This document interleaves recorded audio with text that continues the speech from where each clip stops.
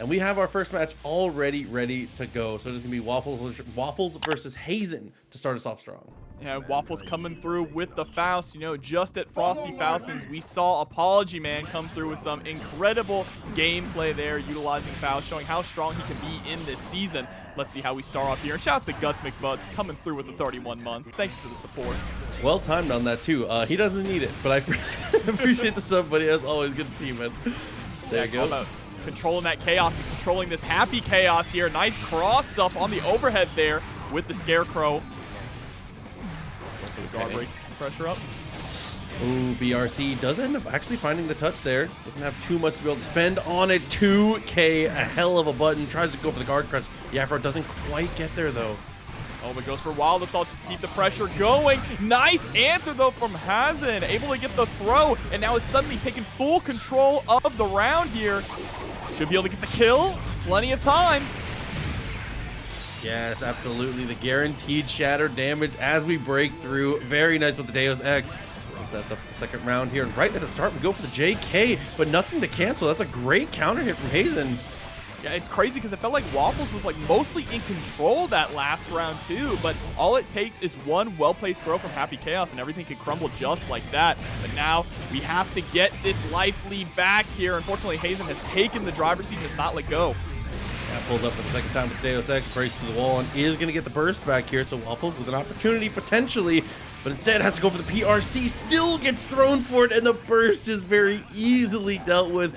Waffles tries to get that burst in, tries to sneak it at the one opportunity you have it. But Hazen, I mean, that is just, you can just naturally burst bait it at that point. Yeah, that's a damned if you do, damned if you don't kind of situation, right? Yeah. You don't want to die with burst on you, but you've held on to it for too long that now it's like, now's the time. You have to spend it and pray for a good result. Unfortunately, the prayers weren't answered there, but that is only game number one. Waffles is playing incredibly well in that first round. We just have to bring back that same energy. Duel 1. So let's see, round start situation here. It's about getting that early momentum, and the first momentum is going to be here on Hazen's side.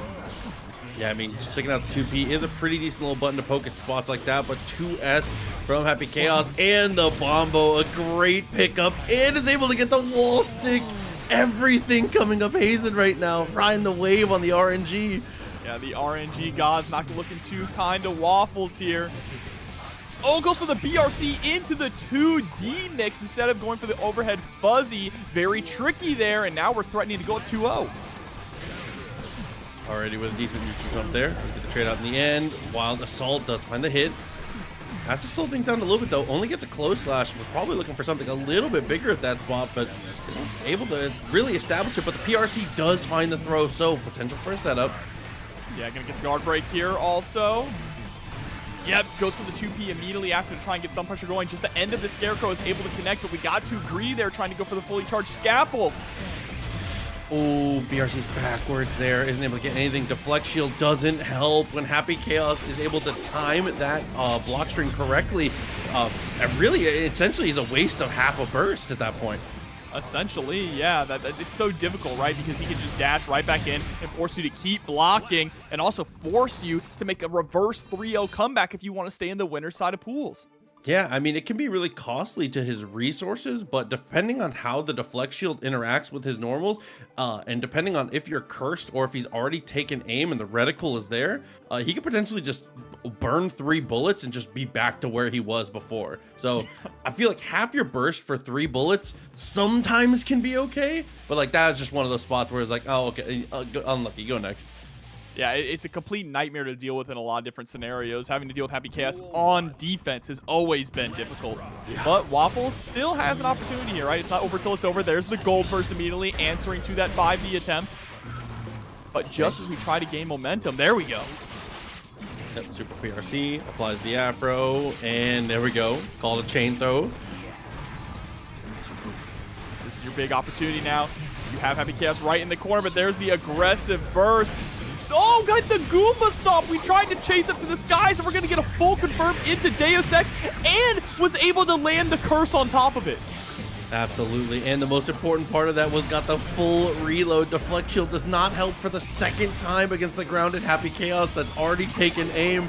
Deus Ex for the second time, and it should be enough to kill. Waffles on the rope. Hazen is playing incredibly well on offense right now. Yeah, that was so brutal. The super confirm into the curse was absolutely mental. But here we go. Getting some good items out. Goes for the same side mix here and is finally going to break the wall, get some momentum, and get that positive bonus. Ooh, PRC is able to avoid it. Here comes the items.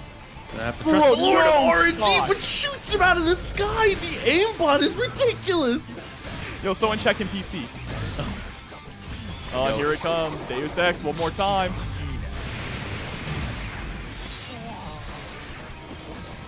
Okay, here we go. Take aim once again. Gets the super focus. Wild Assault does get the jump over. Clean touch. Not enough, but it doesn't matter. Anti-air.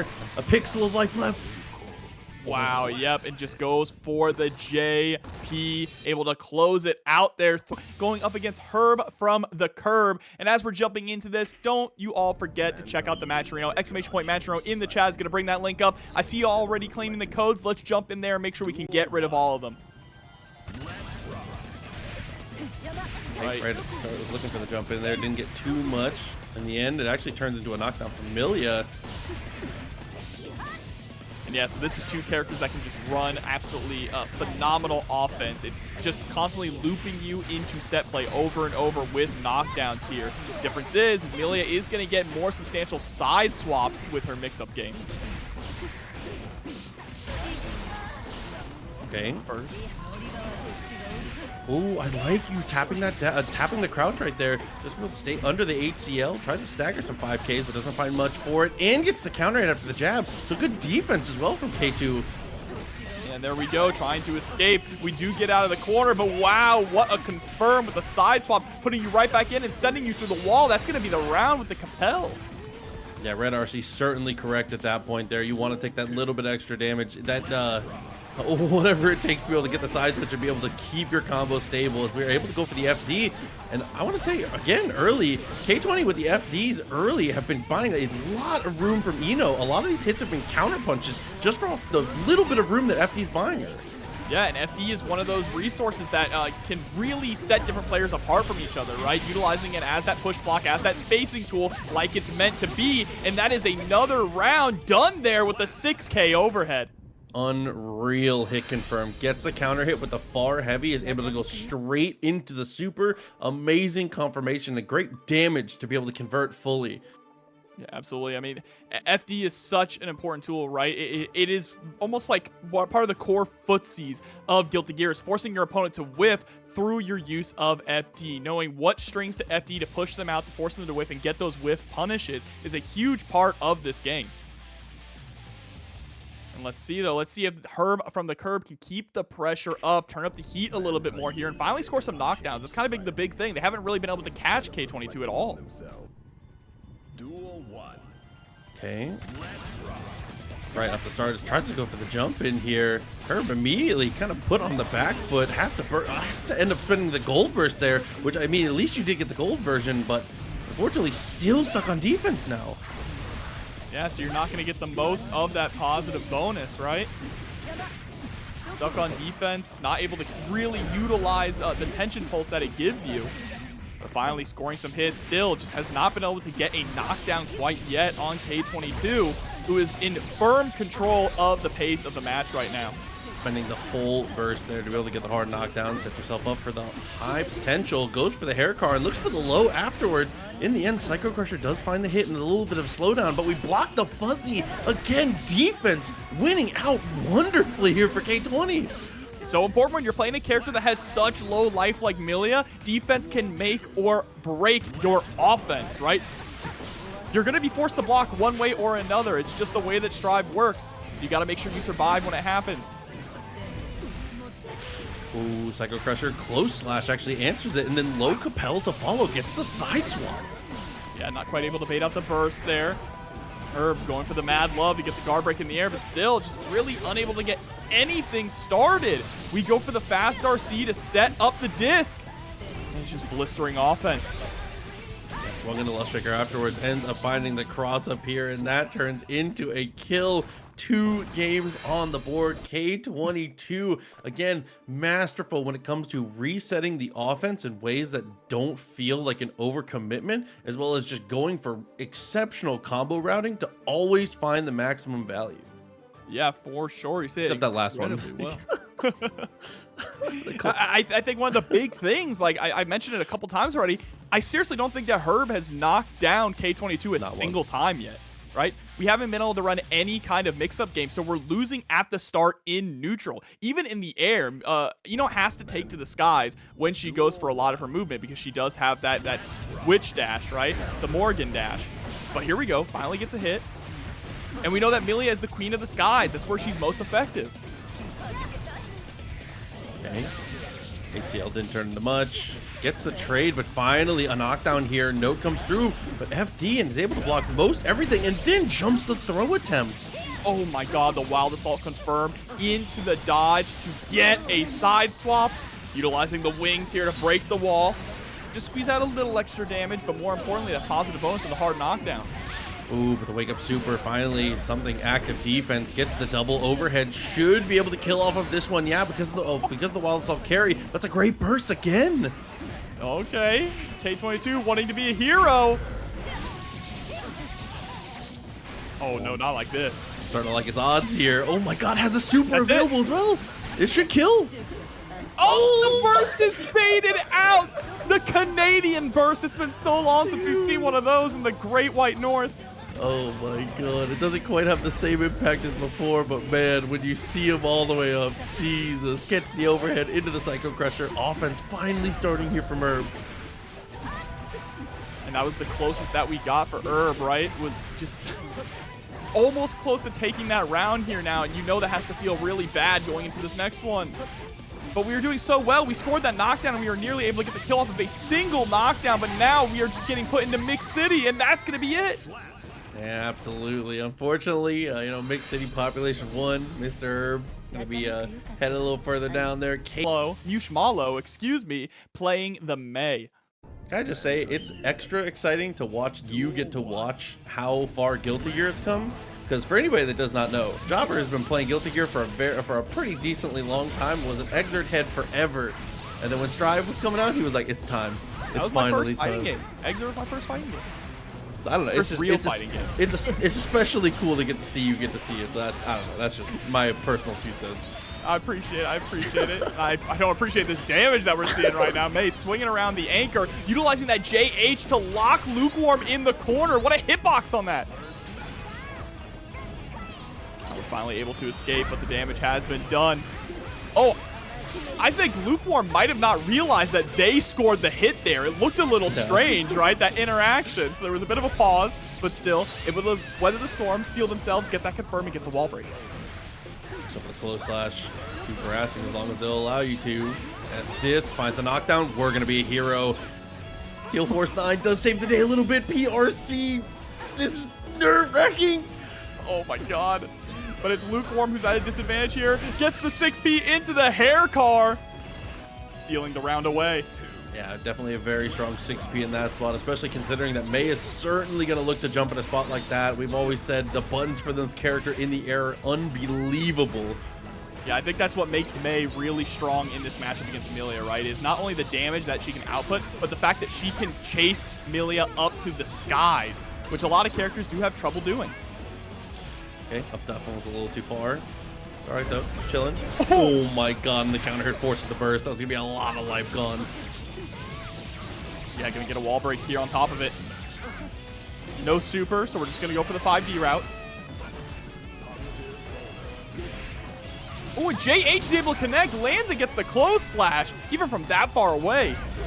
Bro, no shot. Oh, my God. A tale as old as time. Speaking of older Guilty Gears, that is just something that will never, Millias will never get that out of their hands. Full screen hair car, dude. Bro, if you got the meter, why not? Well, I saw a tweet today talking about Tekken where it was like, you see this 100 frame overhead coming and you just stand there, you just hold down back and watch it. That's what full screen hair car is. Oh my God. Yeah, well, I mean, a pretty back and forth, but in the end, Lookewarm, you know, able to secure things. Hopefully, we can see a little bit more of that offense coming. I want to see Muse like maybe find a little more like air-to-air JH. If we're gonna go for these rising normals, if we're gonna specifically go for rising normals, I want to see you throw out the big ones. Just try and meet her in the air and get as much reward, just like that. That's literally perfect. It ends you in the corner, and now you're able to apply some pressure. Yeah, I think a big part of it too, I mean, that JP is also nice, just kind of knocking Millia out of the skies to keep her grounded. A big part of last game was Lookewarm was just getting more bang for the buck on these straight hits. But these are the kind of confirms that mewshmallow needs, and that is a beautiful round number 1 here in game 2. And it's especially crazy to say that anybody gets more bang for their buck than May. So it's especially dangerous. Because while we are scoring some of those hits in the air, we're not getting a whole lot off of them, right? Yeah. And then Lookewarm is just able to go right on back into the skies. But now it's starting to feel the pressure a bit, staying more grounded now that we're close to the corner. Yep.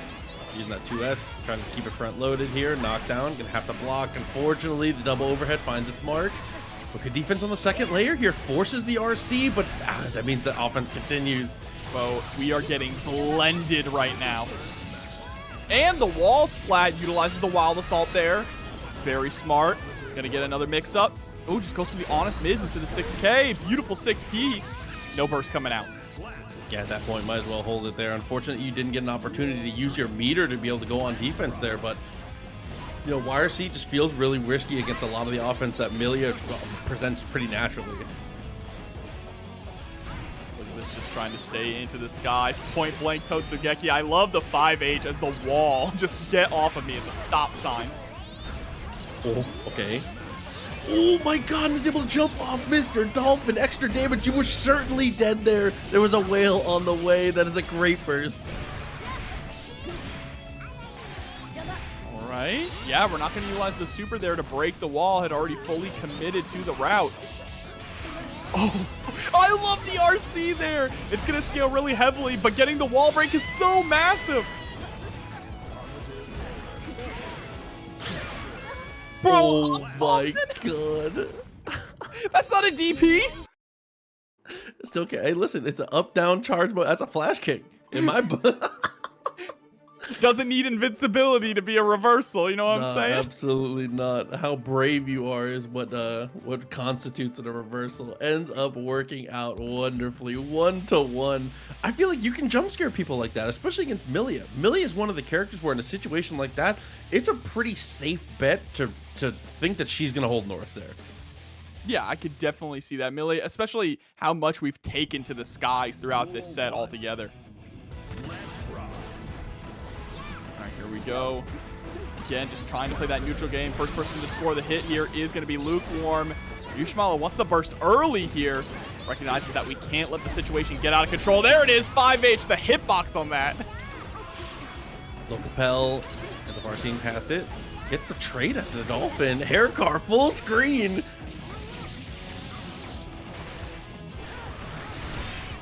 Oh, wow. Hitting you with the bad move the moment that you land. Very tricky there. Now utilizing that air movement. Able to find the JH.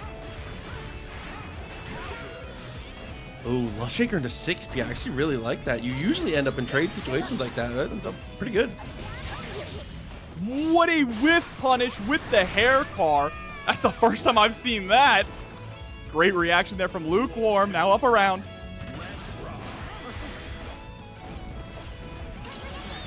JH, not quite there. Looking for the 5P. Again, we are continuing to try and find this 6H, but Millia able to do her diligence, get away from it. And Nail versus the World doing their diligence and coming through with the prime sub. Thank you for the support.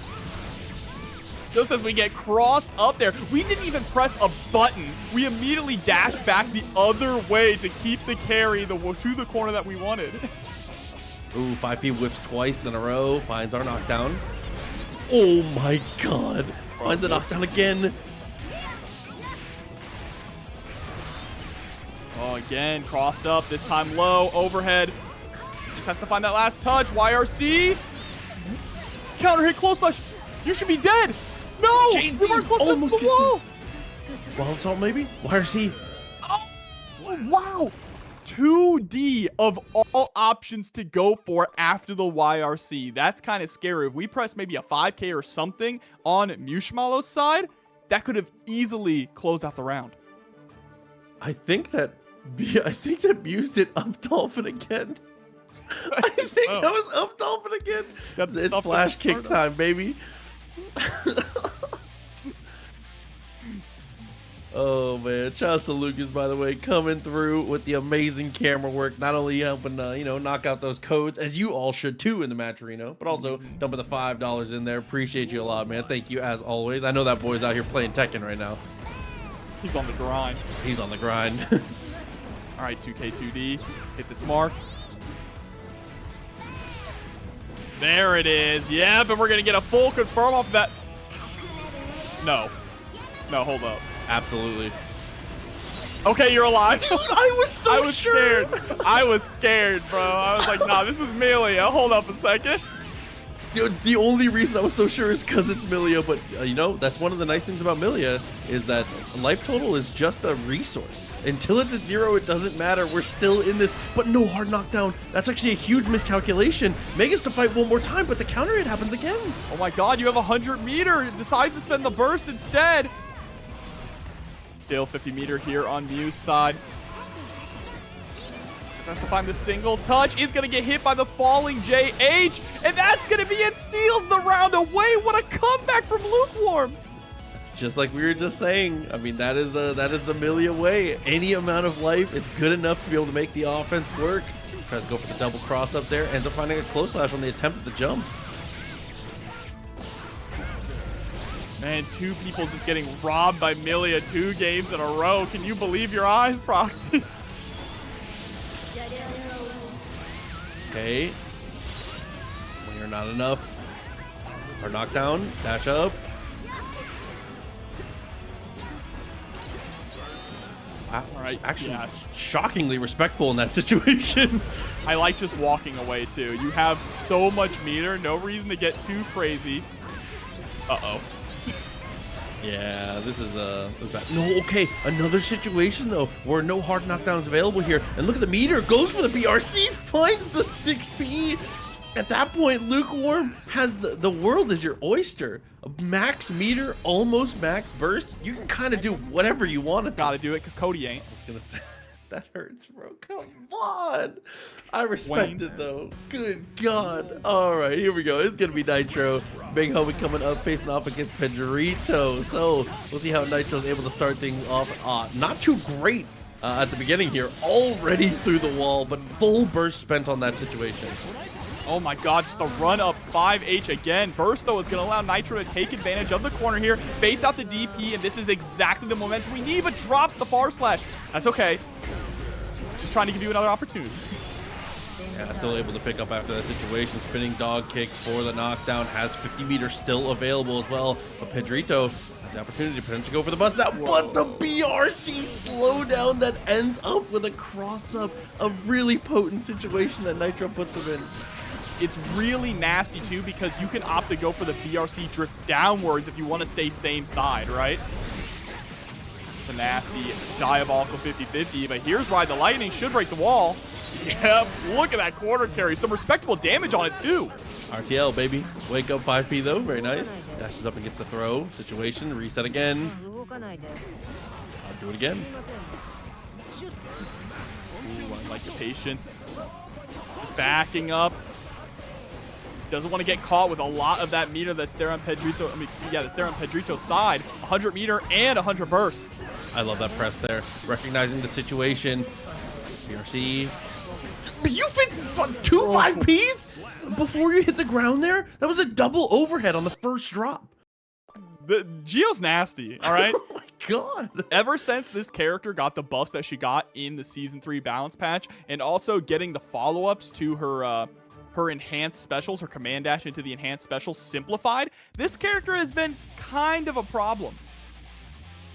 I just don't think a lot of people see it yet because there's not too many people playing her at that really high level.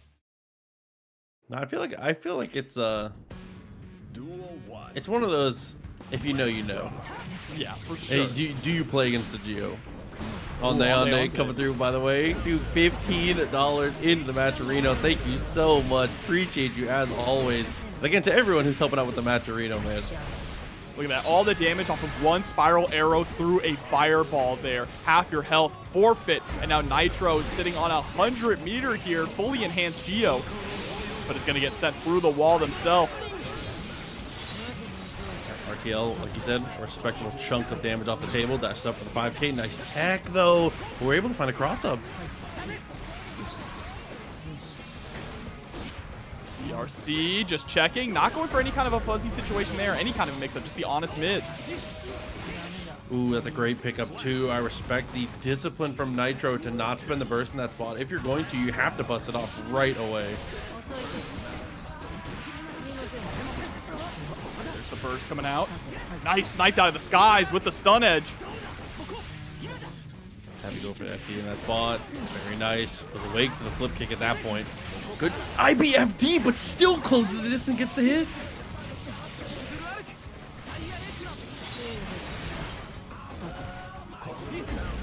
Oh, flipped on in for the counter hit. There comes the burst.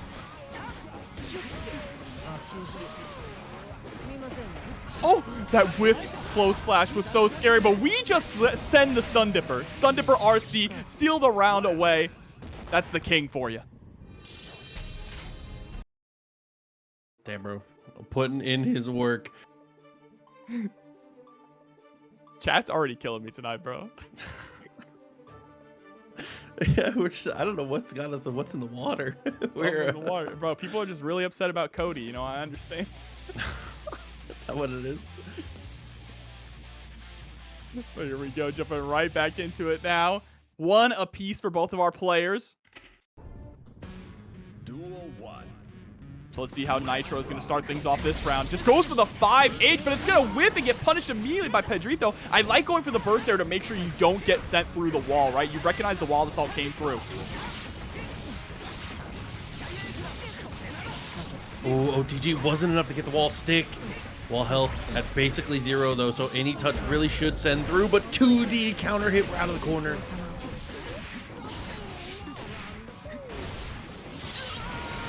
Right. Bring through the wall, positive bonus here. I like disengaging. You recognize the resources that Pedrito has, but you gotta watch your legs because Scum Dipper is right there. Yeah, I mean, the amount you slow it down doesn't change the fact that it is still a jump scare of a normal here, but Nitro, a little jump scare of his own, is able to close the distance right away. We're already to the wall, and the 6P after the backdash. Perfect positioning from Nitro on that spot, too. Oh my god, that's the second counter hit we've gotten hit by with the Foudre arc, and that is coast to coast confirmed. Break the wall with the Dire Eclair. Put the big boot to the face with the super kick. Too far away to get a full confirm though. Bro, RC it. I'm backseat driving here, alright. I was gonna say, the mind link, just inputting straight into the controller, I respect it. I was telling them to do it. That was not a yeah, I was gonna say, that wasn't commentary, that was a demand. Jesus. RC forward, all the way to the wall, doesn't get the wall break. Still able to apply pressure and find that throw. Oh, and the wild assault there, knockdown situation for Pedrito. Flip kick 2K, chilling. 6P, no, wasn't ready. Gotta stick the elbow out. While we're venting about Cody, you gotta hit him with the people's elbow, dog. Taking a WrestleMania. I'm sorry, I'll stop. That's all right. Nitro's gonna finish the story here. Breaks the wall. We have 100 meter on both sides. Could be anyone's round. Blocks the cross up this time. He's blocked the stop it, but the DP still comes through. PRC finds a throw that was I don't know how to describe how sneaky that was, because that did not feel like a situation for a throw, but somehow Pedrito turns up in the end. That was sick. What was even sneakier about it was how Pedrito sneaked in the wild assault in a confirm that we didn't need one, just to make sure that Nitro couldn't get the burst back in time to escape from the kill combo. Great awareness.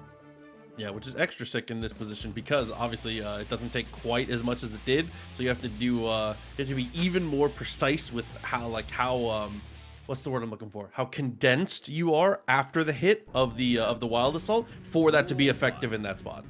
Yeah, for sure. Counter hit, yeah, that's a great burst too. Gets a side swap.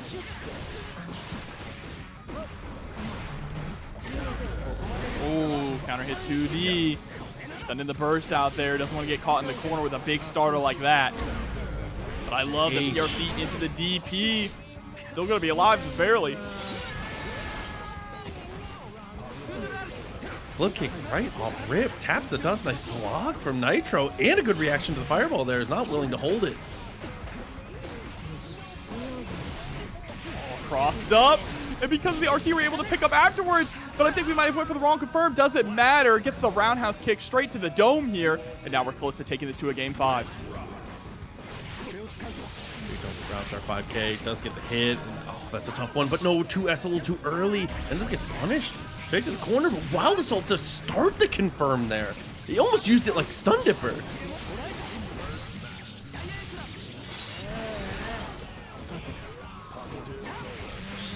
Oh, the rising JK coming down with the JS. Nasty work. Set point now. Ooh, try to go for it again instead. It's just 5S this time. Burst does come out in the end. Rib kick, pedrito trying to stay really active on from this full screen situations. RC into the 2H. Not enough to kill. Not able to get a hard knockdown either. Nitro, another opportunity to play neutral. And there it is. Able to score a counter hit with the dash up far slash. And now you have Pedrito right where you want him, in the corner, take it to the skies. What a reaction with the DP! You gotta know. You gotta know. No, you're dead. If he's on the ground and he has time to act, you have to know Pedrito with the reaction to DP the super. Volunteer to run a bracket. Do it. Trust me. You won't regret it. Yeah, It'll make absolutely. you feel way more in touch with the community and give you a better appreciation for what the people behind the scenes do. But it's time for some KidDracula coming up against Shine. I got to see KidDracula play on stage at Frosty Fastings in the full Dracula fit. I'm a fan. I'm a fan of this guy. Unfortunate, coming through with a $10 contribution to the Matcherino. Thank you very, very much. Appreciate you. And thank you to everybody. We're already over $40. The Matcherino continues to grow. Thank you very much. And the codes are already gone too, so y'all are crazy for that. All right, here we go. And KidDracula is going to be playing the rock and roll witch here. Shine on the Baiken. Versus Baiken. I have a newfound respect for Baiken after the shout out to LK for Frosties. Wow, what a tournament from that guy. I've been on a Baiken kick lately now because of it. Escabari finds the hit, counter hit, and continues to pressure half your life off the table already. KidDracula, time to guess. It's a good thing for Shine to do is immediately put on the leash over and over, right? You don't want to give, any room to move, any room to go for her pressure or her mix-up game. If she can't stroke in on you, if she can't send out her note, it's going to be difficult for her to get anything started. YRC finds some room. 2D gets a jump back. Jump back S is wonderful there. What a great choice of normal. And then is able to get Escobar, which actually ends up chipping. I want to trade there with the 2S. Immediately goes for the Mad Love in neutral. Actually gets a counter hit on it as Shine in the corner, but there's the immediate burst just to escape. You can see the patience from Shine was waiting for that note to come out to try and close the distance, but unfortunately ran right face first into it. And there you go. That's going to be another round. KidDracula answering back there with the 2K. First one may not have gone his way, but that ain't nothing to him, all right? Going to keep it going forward. Step back is good. Staying right out of the range of that attempt at the Kabari. Does get the pull and the knockdown to Tommy. Oh my god, a good discipline from KD, but unfortunately Shine still gets the better of that interaction. There's the knockdown. Goes to the cross-up Johansson. And that should be it. 3 cuts in a moon. Jesus. There, bro. There you go. The perfect to come out. Shine gonna be able to pretty solidly lock down the first one there. I feel like a lot of it is just really good button placement. Is able to steal a lot of good turns with Escabari, and once things are locked in at the seatbelt, able to really push the advantage, as well as situations like we saw that IED back with JS was the perfect answer to the attempt at the Psycho Crusher. It's a lot of little things like that that are going really heavily Shine's way. Yeah, for sure. I just love how we were super aggressive right off the bat, right? Trying not to give Eno any room to breathe. And it worked out incredibly effectively there in the first game. Let's see if we're going to do this. What is this name? This in-game name, bro? I don't want to talk about it. want to talk about it. Also, right. chat, yeah, there's 100 shines. I'm Shine. I don't know. And they're all from New York. They're all from New York. Everyone from Shine is New York. There's the backdash. Being a little bit more patient going into game number 2 here. Here we go, RC. Misses the pickup. That's all right. We still have the corner pressure. Gets the whip punish with the far slash. Okay. Are there any other shines I should know about, chat? He's at meow. There you go. Good follow, JD. Working beautifully, as intended. All right, nice. JH able to confirm into the Ozanson. And I love these IAD backwards once we see KidDracula in the air, just kind of avoiding the downward Psycho Crusher at all times. Tries to go for a parry there, but Dracula's being a little bit more patient. Oh, there we go. Listen, if he's not going to be patient, make him be patient. The nap time, baby. Gets the jump in. That is actually a very clean firm. Takes the shot and is able to get the OTG. Shine does it again. 2 games straight. Yep, up to, oh, very strong. Yes, there is a Potemkin player named Shine. Used to play a bunch in Exerd. Yeah, I believe it still played a decent amount at the beginning of this game. I'm not sure if they're still playing. That'd be really funny if that's this Shine. That'd be super. I just don't know anymore. I legitimately, there's only one name that I actually don't know. It's Shine. It could be anyone. I don't even know what they look like. It could be anyone. Oh wait, this is the Potemkin Shine? I hate it, dude. Like, come on, man. I just don't know anymore. Somebody has to change their name. You all came to dinner wearing the same shirt. Someone has to change. Oh, and there we go. Nice parry right off the bat. Good reactions. Knockdown with Mari, straight to Tommy. Ooh, little stagger. Ended up working well. Ozanson in the double JP. But defense holding up pretty well for KidDracula. Until. Yeah, easier said than done. Now with the PRC, goes for the 6H there. Huge swing. Now it is set point here for Shine. Drop that 6H on him in an egregious angle proxy. Oh my god. Here we go. Dropping the note. Goes for the empty jump throw. JP, good bash. Escobar again to the counter hit. Definitely a big confirm. It's the charge dust. We're just trying to escape, but you can't get away from the tether. Oh no. Yeah, well fought, soldier. As soon as you see that is like Gonna be a good matchup here. Rizzolini, what a name. What names we got tonight? the 9 moon. The 9 moon? The 9 moon. The 9th moon. Standing heavy does get the trade out at the beginning. Yeah, we're going immediately for the Wild Assault. Delays the 2S just a little bit there to get the frame trap. Very nice stuff. And ow, wow, Tiger Pop actually got hit by the heavy stun edge while trying to jump out. And that's what I'm talking about.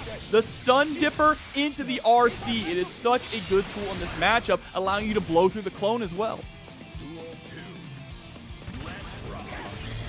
Round start, the 5S, nice curse, good roll through as well, finds the knockdown. Oh, and the slimy stuff on the reset for that extra little bit of damage. Same situation, run it back again. Goes for that with 5P.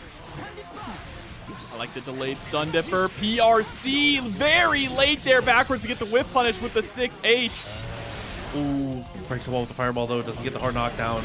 Fortunately, you have to play neutral one more time, and Happy Chaos says neutral be damned, rolls in straight away. That's going to be a wall break and a kill. And they're so back and forth right now. Both of them sitting on full burst going to this next round. Beautiful whiff punish. Wants the wall break right away, but isn't going to get it. Tiger Pop with the burst at the last possible second. Crystal's closed. Ends up chilling. 2K2D barely finds it there. The far S is going to go for the Brain Blast here, but the Flex Shield, really nice. The spacing here so far from Scambolini has been absolutely incredible. This whiff punish game is nasty. Same situation again. At round start, we've seen 5S with and just curse be applied. DP doesn't get punished very hard, but now still in that blender. Look at that. The last second BRC to avoid the 2S. Does get hit by the raw Wild Assault, though. Wakes up with the DP. And there we go. / Wild Assault to close out game number 1 in favor of Scambolini.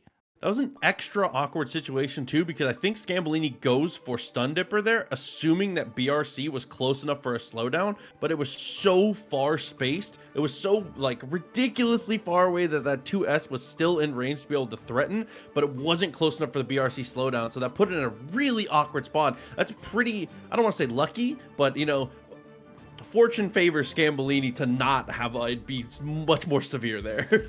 Yeah, for sure. Here we go. We're jumping right back into it. Level 6,302. That's a lot of games. Rizzolini, baby. Duel 1. Let's rock.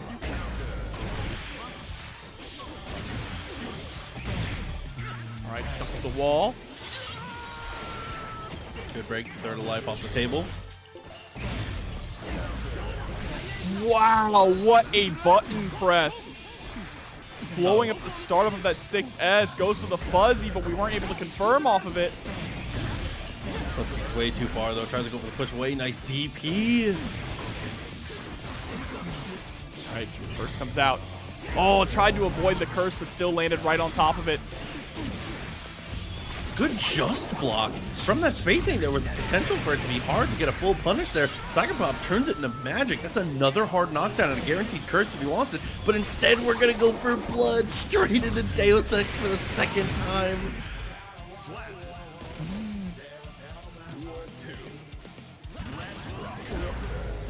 right, 2D hits its mark. Immediately going through the wall. No burst to save Tiger Pop this time.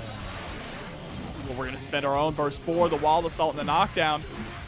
Scambolini really loves to go for that frame kill with the 5D, right? To try and make you or trick you into pressing a button with the close slash coming very shortly after.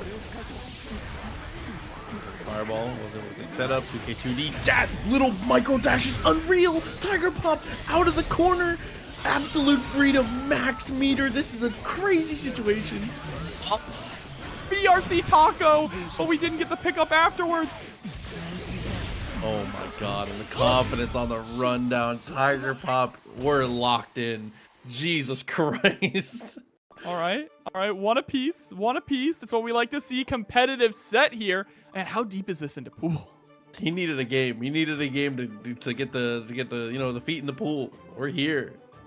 That was crazy from Tiger. That entire the last like 8 seconds in game was disgusting. Bro, this is just to get into top 48 winners. That's how crazy this bracket is tonight. I was gonna say, somebody asked why they're fighting in pools. Yeah, this is a qualifier for top 48. And have you seen the rest of the bracket? There's a lot of crazy players here, but that's a great block. Able to take the burst, take a huge chunk of your life along with it. Again, the run-up 5P. And the Scambolini special here has done it every single time. Knockdown's good. Able to get the kill with the OTG as well. Strong stuff.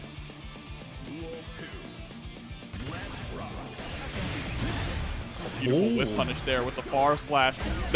These guys are playing footsies, all right? I was gonna say, That's the most whip punish thing I've ever seen in a Guilty Gear Strive game. Scambolini has been leading with 5S a lot, so that's just Tiger Pop, just good adaptation. Oh my god. Gotta build burst off of this here, but I don't think it's a situation where you want to have to spend it. And the craziest thing about Tiger Pop is that he hits you with a mix, and then the next time he runs the exact same sequence, and he's preemptively adding a layer. It's so hard to deal with. You have to be on point in order to block the cross-up overhead and then the roll-through low. Just nasty stuff. There we go. Catching the backdash there with the far slash. Yeah, do not blame Tiger Pop for bursting on that. You would have died in that situation 100%. You might still be dying anyway, to be honest with you. TK ride the lightning just for the style points. Just because. There you go, the perfect follow up. Scambolini says not done yet, not quietly into the night. We're still here. this would be a huge win for Scambolini to be able to take down Tiger Pop just before top 48 winners. Yeah, y'all are wrong for the unemployment. y'all are wrong. What do they say? Not having a job is an enhancement in video games? No. Don't worry. Jazz is being silly. Like, as someone who works a 9 to 5, I suck, okay? All right, but here we go. The burst comes out. Tries to charge up the heavy stun edge, but Tiger Pop is ready with the gunshot. Oh, counter hit. Big damage all the way to the wall. Takes the shot for the second time. Gets the curse. Deus Ex. Shot in the Sheen, getting the hard knockdown here. Oh my god, we tried to go for the raw wild assault. Scambolini ready with the 2D. Getting that mortal counter.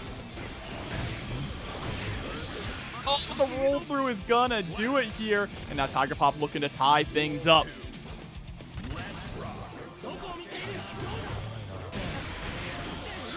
Oh, couple good shots in a row. Take aim, curse is applied. Full screen though, so obviously that focus is gonna drain pretty quickly. Ends up closing the distance. Double roll forces the burst. Oh my god, we are rolling. Great patience there not to get hit by the 6S, but it doesn't matter. Here comes the Deus again. Scambolini never asked for this. Oh, 5D. Oh, but goes for the reset there. Wasn't Now enough. out of focus. But it's not gonna matter.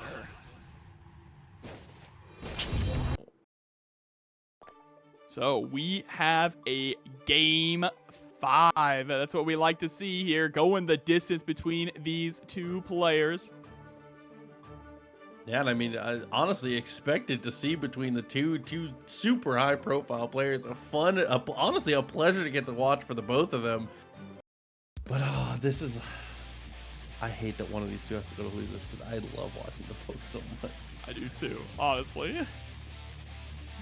I wouldn't be surprised to see more of them down the road here on stream if they do get sent to losers. It is looking like a shark-infested waters down there at the moment, though. But here we go. Round start for our last game. Burst early from Tiger Pop, trying to gain some momentum here as Persia comes through with the sub. Thank you, Persia, for the support. Hope you're doing well. Yeah, big shout to the homie, as always. One of the key pieces, one of the best commentators and hostesses of all time. Huge shout. Thank you very much. Tap dust. Very nice. I like that. I love that. Oh, flipping right in over the 2S and the gunshot, utilizing the ride the lightning. Oh, no.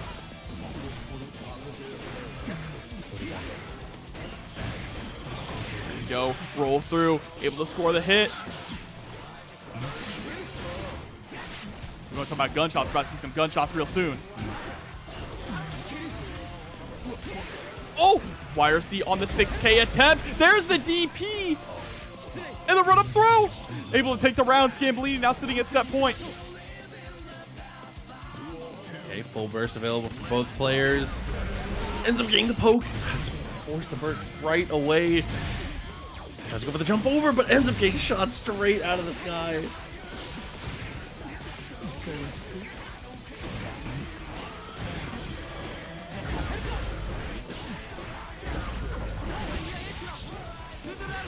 Flip kick. Goes for close slash a couple times in a row, just harassing, risk gauge building a little bit at a time, but how do you find the touch? YRC really preemptively. Tiger Pop a little early on the trigger and is going to lose out for it. Scambolini, good patience. Yeah. How crazy this is going to be. And Tempest is coming through with the Elphelt pick that we got to see a little bit of at Frosty Faustings. Mankind knew that they cannot cheat. Kind of minty. Excited for this one. Shouts to production. I think Elphelt's got a lot going for her, honestly. She's got some pretty easy hand-in set play, right? And when you don't have to think too hard about the mix-ups, that makes them a lot more effective. Yeah, it's just like we've talked about. I mean, she is pretty effective once she's able to put those normals on you, but it can be difficult to get there sometimes. But overall, Millia still able to find this hit, goes for the wild assault, and ends up spending the burst. Doesn't want to get sent through the wall. I like that. Stay on your feet. There we go. Into the Rekka series. Goes for the RC 6H. Get the pickup. Look at the damage we are putting out. Backdash straight in a row. Oh my god, that was so brave. Was that Rising JP? Yeah, just to avoid the disc altogether. Now you still have to be careful. K22 sitting on a lot of meter here. All we need to find is one straight hit. Good defense from Tempest.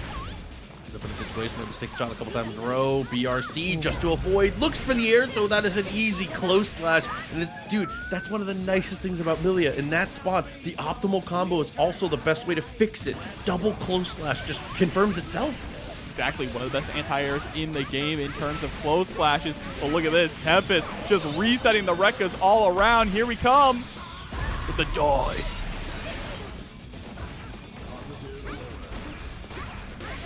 Pressure's on once again, ends up finding the low and is able to take the round there. So Tempest back on it with a perfect here. K20 still has that burst though. Tries to chase to the skies, does get hit with the landing JH though. Now just into the S disc. Nice, able to find the 2K2D. Running the blender. Gotta be careful about putting yourself in the corner. That's always the Millia special, right? Put yourself in the corner into death. But now we are in control at the moment. As Tempest locked down. One Bridal Express to escape though. 2S, Love Shaker into the RC, forces the burst. Tempest gotta stay alive.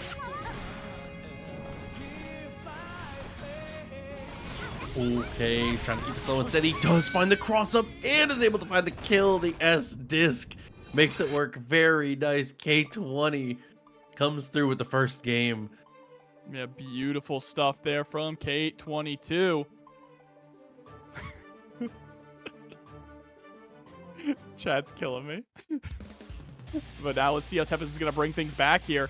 One thing I think that is very good for Millia in this matchup too is close slash. She has a really good anti-air close slash also, right? It spikes you to the ground and bounces you.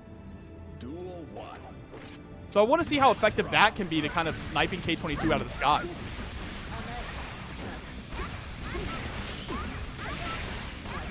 Okay.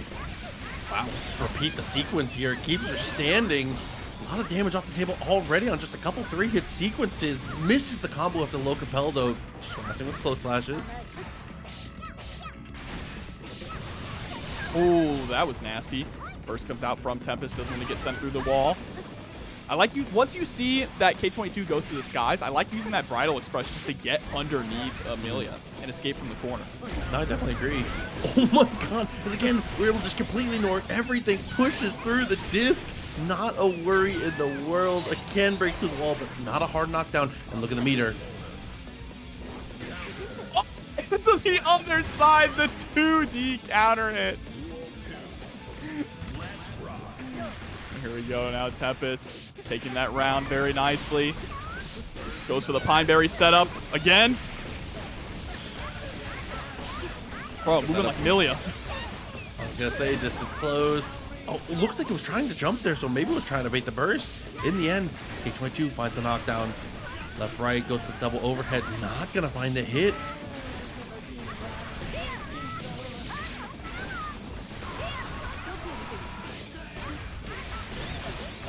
All right, RC, that's going to be the round and the game as well. Tempest going to tie things up 1-1 with K20.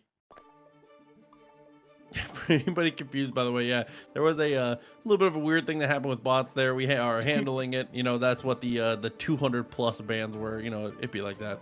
Yeah. Just, you're not going crazy. It did happen. We just put it on fully automatic, you know? Yeah, you know. 1-1, though. A really, really strong answer back. I love the sequence that we saw where Tempest basically pulled a Millia, which is the left-right mix-ups over and over mid-screen. Now we're going to push to the corner this time, end with a shotgun. Smart burst there from K22. If you're going to burst anywhere, that was a good spot to avoid getting sent through the wall. But still, you have quite an uphill battle to take this round back. Wow, keeping the sequences going here. Unfortunately, having to spend FD pretty much the whole way through. The shotgun does come out, but in the end, we still find an anti-air back to the corner. Counter hit again on the sequence. Tempest is unreal once we get to this corner here. K22 just not being able to find IBFDs or FD in the correct places to be able to get enough room to get out. Yeah, and a lot of those Rekkas we're seeing, Tempest was just stealing back turns. It wasn't real, right? We could have 6P through that. We could have pressed 5P through that. But it seems like K22 is just not really comfortable enough to try and press on Elphelt's Rekkas. And there we go, coming through with the super. It should have been 6 guns, man. Just an easy layup for 6 Black Heavens guns. Oh, with the JH. It's Mark. Second time. Low slash. Chance. Delays. Oh, low Capella was a good idea. It doesn't work out, though. Come on. Bro, what a pickup. You should be dead. We're close enough to the corner. Bad Moon, but gets burst right at the end. Hold up.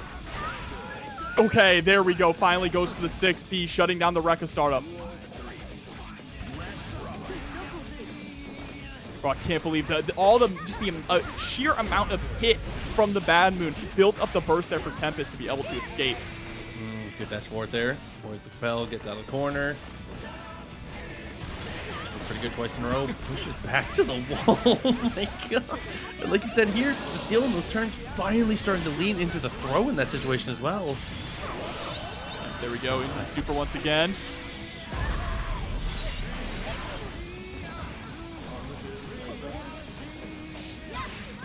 Yep, PRC slowdown. Takes that 5K. Absolutely delicious to be able to get the punish. Jump H, doesn't find much else afterwards. Has to go for the Wild Assault. Mix-up continues, but Tempest with really good defense. Yeah, I love the idea of going for the mix-up there with White Wild Assault getting that guard crush. Or excuse me, Blue Wild Assault, excuse me. And there we go, baits out the burst, and that's going to be 2-1 right now for K22. One thing I really like that Tempest is doing, though, that K22 is finally starting to, like, pick better angles to get around, is, like, Tempest's answer generally to Millia kind of flying around is just, like, ump back JP. Like, his use of JP as, like, a, dude, it's, like, it's such a Guilty Gear thing to do. Like, JP, like, all the way down type of stuff. Such a strong answer, especially against Millia if you know that she's not going to swing early. That rising normals are so strong in this situation. Very committal, but it can win you so much reward when it happens. Yeah, absolutely, for sure. Let's see if we can get some more of that reward going on now. Goes for the empty low, able to hit its mark. Tempest is in dire straits at the moment here. Wouldn't be surprised to see a burst, but instead we find a well-placed 5P, or 5K, excuse me.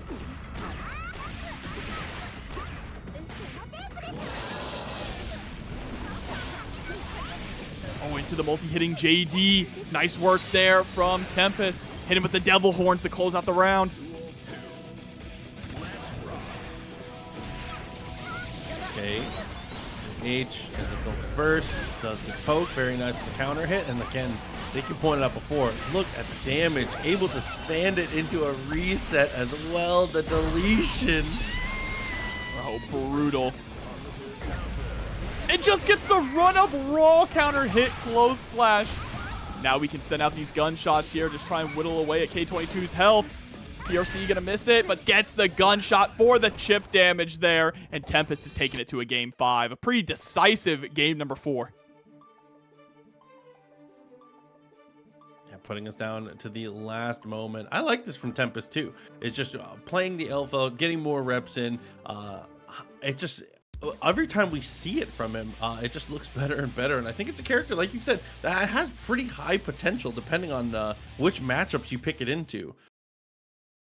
Yeah, for sure. I think that Elphelt just takes more time to explore, right? She's very simple on the surface, but even the simplest characters can be deceiving. It's all about learning those matchups, learning how they interact with the system mechanics of Strive, and learning how to deal with this pressure that we're about to see from K22. Run up 6H. Got RC as well. Try to extend things. Close slash. Steal the turn. Bad Moon gets the connection. Not going to spend the burst. Hard knockdown here. No opportunity to burst now. Tempest, a throw will do it. Instead, we're going to give him the hard stare. The Bad Moon. Bad Moon and K22 rising here. But are we going to be able to finish it? Sitting at set point. Burst is gone for Tempest. This is huge. Uh-oh. Oh my god, looked like a drop, but ended up in the reset. PRC, what a block from Tempest. Are you serious? Oh, 6P hits its mark. There's the flip in. Bridal Express just to get close in time for the close slash. Chasing up to the skies with the JP. Not going to get any kind of conversion off of it. There's the boombox. One more time, maybe. Should be dead. Yeah, for sure. Yeah, I was going to say at that point, no reason to spend your burst, no reason to try and be a hero. Down to the final round. K22, though, sitting on much more resources here. Only 75% of the burst here built up for Tempest as we block that S. Tempest is going to get the burst back shortly, though. I like utilizing the Wild Assault there to get the corner carry, prevent that burst from coming back just a little bit sooner. Nice. Able to score the pick up there. Burst finally comes out from Tempest. Is it too little too late? Are we going to be able to make this comeback, Proxy? Hair car right away. PRC goes backwards. Also trying to not be overcommittal. Capel does get the jump over. Knockdown. Here we go. Just these 5-1 touch. Even a throw will do it. Tries to go for the 6K, but the BRC 6P hits its mark. Great blocks here from K22. Just has to weather the storm. Gets the clash. And the Capel is able to do it. K22 sending Tempest to loser's bracket. March or April is going to be the next update with the next character. So we'll see if they adjust White Wild Assault. Not just leave it. I need it. I need it. I don't care about anybody else. It's helping me. All right, but here we go. Rat starting off with the first blood. Goes for a little bit of a delay there, too, before going for the 6H. Maybe trying to sniff out a throw attempt. Rising JS. Very nice, hitting its mark. Into the wall break.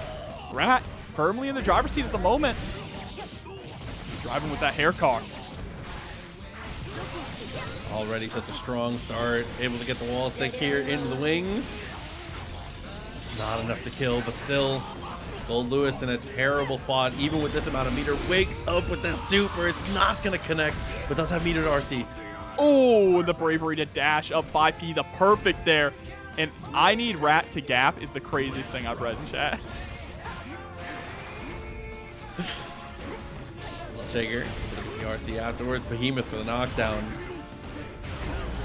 Oh, what a challenge there on the Behemoth Typhoon. The bravery that it takes from that. That's what we've seen so far from Rat. The bravery to dash in for the 5P. The bravery to challenge with the far slash on these Behemoth Typhoon attempts. And knowing where the gaps are is half the battle here. Get some turns, get some extra chips. You're just gonna die, Rat, help! No more meter. We are sitting on a magic pixel in the backdash. But JD is able to come out. The pat on the head there from the alien. Or sorry, the cryptid. Aliens aren't real. First. JH, not gonna work out. Nice block. Good 6P as well. Knockdown. Except for the pressure here. Jumping is good.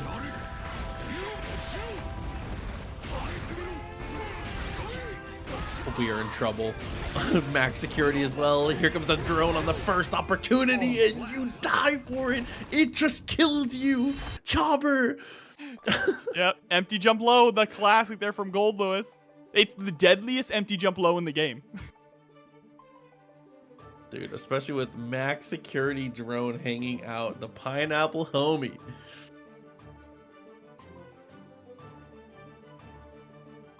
Yeah, aliens aren't real. He doesn't believe in aliens, all right? Goldlewis doesn't believe in aliens. It's a what is it? UME? UMA, unidentified magical animal. That just means alien. Bro, shh. No, it doesn't. That just means alien. Oh, but there we go. Trade and tries to go for the White Wild Assault, but it didn't work out the way that RedIAmNot was expecting. Okay. The sequence still is able to steal a jump to 6P. Bad Moon into the Capel. Knockdown positive bonus. Rat in another great situation. And Red with the JP and the White Wild Assault, but still. Oh my god, I was gonna say behind, but so you're dead. Just dead, yeah. Yeah, no, if you get hit by there are two Behemoth Typhoons that if they counter hit you, that's just it. You're dead. You're not surviving. Jeez. That's one of them. Rat was just doing so good, and then just got the fly meat swatter. You know what I mean? That's an electric fly swatter. All right, nice confirmed there from Rat, immediately carrying Red to the corner. Goes for the tricky mix-up. Red had to block the other direction there. You saw Goldlewis turn around. Okay, has burst, has meter, max security. Opportunities here. Good use of the FD. Just have some room. 6P again. 6P has been crucial for Red. Oh, and a nice challenge as well with that 2P. We're constantly running up and then just going for a little bit of a shimmy, trying to catch Rat, going for the throw tech. Mixing in White Wild Assault and then waits out the deflect shield as well. Red, once again, some techie little stuff. Looking really, really good. Oh my god. That big guy can move. I love Goldlewis. Goldlewis is like the most Guilty Gear character that ever existed, and he wasn't even designed by Daisuke, which is kind of crazy.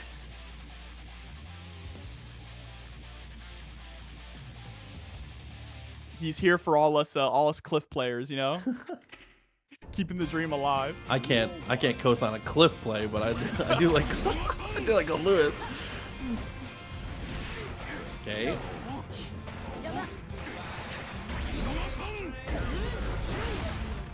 Oh no, and again the Behemoth tried to bait the burst here. Rat ends up bursting on the second hit. Reversal wake up Behemoth Typhoon on wake up? Reversal timing? I mean, we were so far away, right? Rat wasn't going to be able to close the distance fast enough to do anything meaty, so Red just sent it. There's another counter hit. I think you're dead. There's no. No. Okay. He might have been able to go for another button there into a wall splat, but it doesn't matter. Perfect comes through for RedIAmNot with the 3-0 victory and top 48 winners. Including blue is better than yellow. Y'all are killing me. And then the red is Super Saiyan God, so blue is the best, evidently. Duel 1. All right. Round start. Immediately with the anti-air, very strong here from SQ. Takes the sword throw into the wall. Wild Assault to break through. Very strong start. Yeah, already taking it out about half of that mana. And Mike Safdie coming through with the raid. Thank you so much. Hope your stream went well and welcome. What a backdash on that 2S. Goes for the knockdown. Just builds back some mana as well with the charge. Switching the test case now. Time for some cubic mayhem. Yeah, getting the portal, definitely a big one here to be able to close the distance, and all of this has done a decent amount of chip, and by decent I mean look at the life total from SQ, and all the way to the wall at this point. There's the throw. Send out the wall now. Tries to give him the rules. Oh, but just narrowly avoiding the rock. Backdashing away, there's the burst. Oh, that's what it is. Oh, wall break. Still 100 meter here on Christian's side. But is out of mana now. Out of mana and out of shield. You can't even get touched. Able to build it back, but it's not going to matter. Tries to go for the throw and gets blown up by the mortal counter. Still alive. Opportunity here. Rock steals the turn. Goes for it again. Rock gets into the RC. Taps the dust, and that will be the finish. A strong back and forth. That felt like an eternity for round one. Absolutely. You see starting off there with the Sun Explosion. Round start. Goes for the tap 5D. The legendary overhead that comes from the ground. I hate his dust so much. See? It's the rules! All right, look at this. Drawing these cards. Gets the pot of greed. Bro, help. My god, the cubes, they just don't stop maintaining the chip. Goes for the teleport, finds the hit, the gravity. Pulling from behind now, YRC gets out. Gravity, that's a good song. Oh, but there we go, gets the throw. Some John Mayer stuff. Dash cancel. We are just getting looped with the rock here in defense. Christian trying to find an opening, gets clipped though by the 2S. Thing alive just thanks to the grace of having the shield on you. Oh, trying to bait the YRC or the burst. Either way, it doesn't work out here. YRC with the sword, gets the overhead. Burst comes out. One more opportunity, but we teleport in. Oh, but is able to get the 2D from so far away. It's crazy. Still anyone's round. Next touch will do it. Teleports up, sends out the cubes, and it's going to hit from that high up. My god, and he was standing on top of the sword as it flies past him. The timing couldn't be more crucial.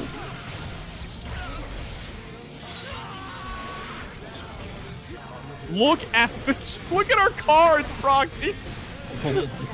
You. It's time. Please, SQ, stay on offense. You don't want to see what happens if you get on defense here. Yeah, but here we go. Gonna be able to get the wall break. Yeah, just goes for the wild side. Wants to hold on to the meter for the pressure that's coming up. I like that a lot. Oh, no. PRC. Ooh, burst actually connected, but it's not going to save you. Yeah, just no meter to be able to FD to keep yourself out of Chipp, and SQ just stealing turn after turn, the close slash into the rock, into the sword throw, 5k to keep it airtight, just doing an amazing job of switching up where the gaps are, because there are gaps in that pressure, but the guessing game you have to play to actually know where the gaps are, and the reaction time you have to interact when you do recognize it's coming is just diabolical, dude. It's interesting because I feel like both these characters do similar things to you in the corner, right? It's just the never-ending barrage of projectiles and explosions and cubes, and you just having to wait and find the gap. And if you guess wrong, that's it. You're dead. You actually just die. Oh, but when Christian's able to get offense, things get so good. Was able to walk the full screen back and forth once that offense was able to get started. It's just such a tall ask to get there against Ram. And again, Look at just this lead. Our drawing card. It's the run up to 8.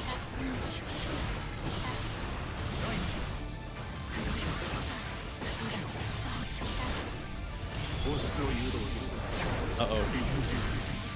Oh, dark magic attack. Okay. Now we have the gravity stick out. Gets clipped by the rock from so far away. Nice pick up there from SQ. Could have gotten more, unfortunately.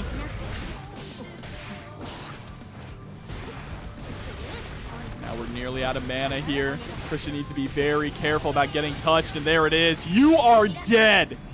Yeah, goodbye, soldier. Dude, look at the last chunk. Your life bar. The moment that the power shield goes down, that's it. No health packs here. Take it though with a recharge, dashed up with the throw. Good jump out from SQ. Rock, turn steal. Again, just trying to be incredibly patient to find that gap. Goes for the neutral jump, but lands right into another block string here from the rock. We're just, SQ is, the thievery is absurd. And the turns, all the turns for SQ. 5k gets the rock again. Christian is getting bouldered on, dude. We're drawing more cards, but gets clipped while trying to top deck there. And is going to get blown straight through the wall. No. No shield to save you here. That should be it. Yeah, and all of it really just comes down to, like, Christian is doing pretty well on offense. On defense, SQ is just inputting the boulder and is just getting to do whatever she wants. It's messy. Good old rock. Nothing beats that, Proxy. Dude, it's extra hard because then she's also, it's like I said before, she's moving where the gaps are too. A lot of times she'll go for sword throw, use 5k, make it airtight. In the next situation, it's close slash, dash close slash again, weaves in a throw here and there. It's really hard to deal with, dude. Yeah, and we've seen a lot of checks too, catching Christian Crab a lot with 2S and 2k, right? Just going for the low options there while they're possibly trying to go for a jump out or dashing forward. Just having a really difficult time dealing with the rock pressure altogether. You know, when you don't have that reversal card as Asuka, you really just have to hold it until, you know, you can find that gap. But like you said, SQ is so good. She's such an expert at mixing up the pressure that you can never really predict what's coming next. And right there, dashes up, wins it with the 5p, already to the corner. The wild the stuff comes through. We are going to get the burst, though. Opportunity. The toss back. I like running on the Oki as well, just trying to push Asuka closer to the corner. But now we've got 3 cubes. There's the 6p.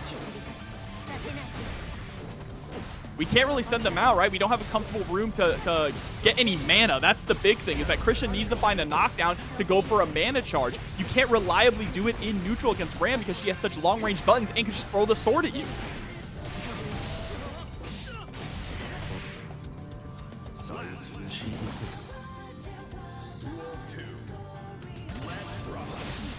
around their situation, immediately sends out the cube.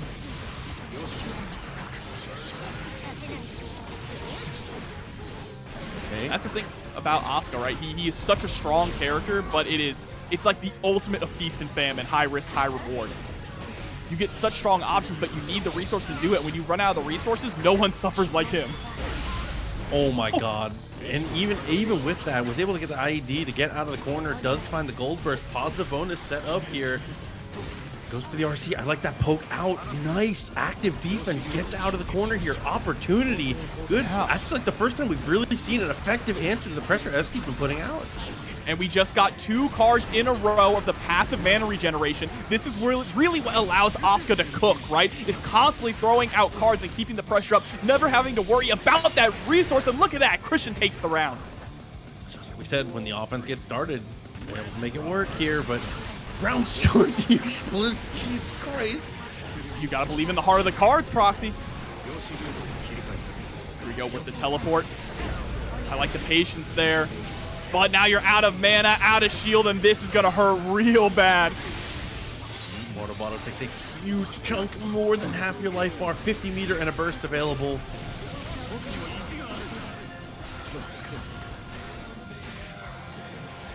The checks. Finally, we have our mana back. Goes for the teleport mix-up, is able to connect. SQ, max meter. Careful for a reversal super if you get a little too close. You gotta know it could come out. Mortal Bottle, absolutely nice block though. But we spent the bar to keep the pressure up. 2D recharge. We are top decking now, Proxy. I know you've been in this situation a lot. Hey, once or twice, but things are looking pretty decent here. Able to get a couple decent cards up. There comes the cube. Okay, 5S, 6P to try and break some of the cubes, but we're way too far away. Christian had already gotten the space and signs of life, 2-1. Yeah, I think the key thing there was Christian was able to get much more consistently strong cards, right? As good as the projectile cards are, you do need to get things like teleport. You need to get things like the overhead or the low. Reversals are nice, and especially what really put Christian over the edge was getting the passive mana regeneration. That is what lets Asuka cook. But still, SQ is 1 game away from closing this out, so Christian has a long way to go. Christian also just doing a much better job on defense. 2P into red RC was a godsend to get out of some of this pressure. Also had a couple of really good guesses with up forward and IED. Just did a much better job of getting out of pressure. Once you're in that situation where you can play neutral and you can establish some offense, everything that you just said and being able to access those cards and being able to use your mana correctly is where that comes through. But you have step 1, getting out of this. Yeah, here we go. Gamma Ray just trying to chunk away from your mana, and there it is. It's gone along with your health. And chalk this round up to a, you know, unlucky RC into the kill. The perfect for SQ set point. Alright, sending out the cues again. We do have the overhead available. Immediately sends it. Hasn't hit SQ yet, but we do have 2 teleports available. SQ some really good 6Ps. Clipped out of the skies with the cubes. Nice pick up there with the double close slash. Spent man of the gravity well, complicating things a little bit here. And by a little bit, I mean a lot. But there we go. Ends up having to spend the burst. Beautiful teleport. We have meter available. Dark magic attack. Is it coming?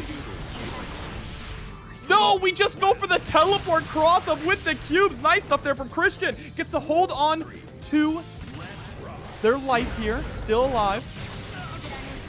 That's nice. Confirm. A lot of damage to come through. Able to charge the dust as well. Wild assault. The hard knockdown. Christian potentially out on 2 more guesses here. SQ. Nice PRC. Oh, we try to go for the DP. It's going to whiff. Gets blown up. This. You're alive. Okay. I didn't believe myself for a second. No confidence there. I respect it. Close slash on the landing. Another perfect for SQ. And that's just how... Connoisseur coming through. Very excited to get to see how these two pan out. So Marvelo has learned a new tool with Chipp. A strong tool, and it is old tool. fixed key. An old tool, some might say. Let's see, MJ, definitely one of the best Johnnies out there right now. The more things change, the more things stay the same, Jobber. It all circles back to 6P always. Just 6P it. That's the answer. It is the answer. The MJ in full control right now, setting up another card. Gonna catch Marvelo with the close slash upon landing. Finishing up pretty cleanly here.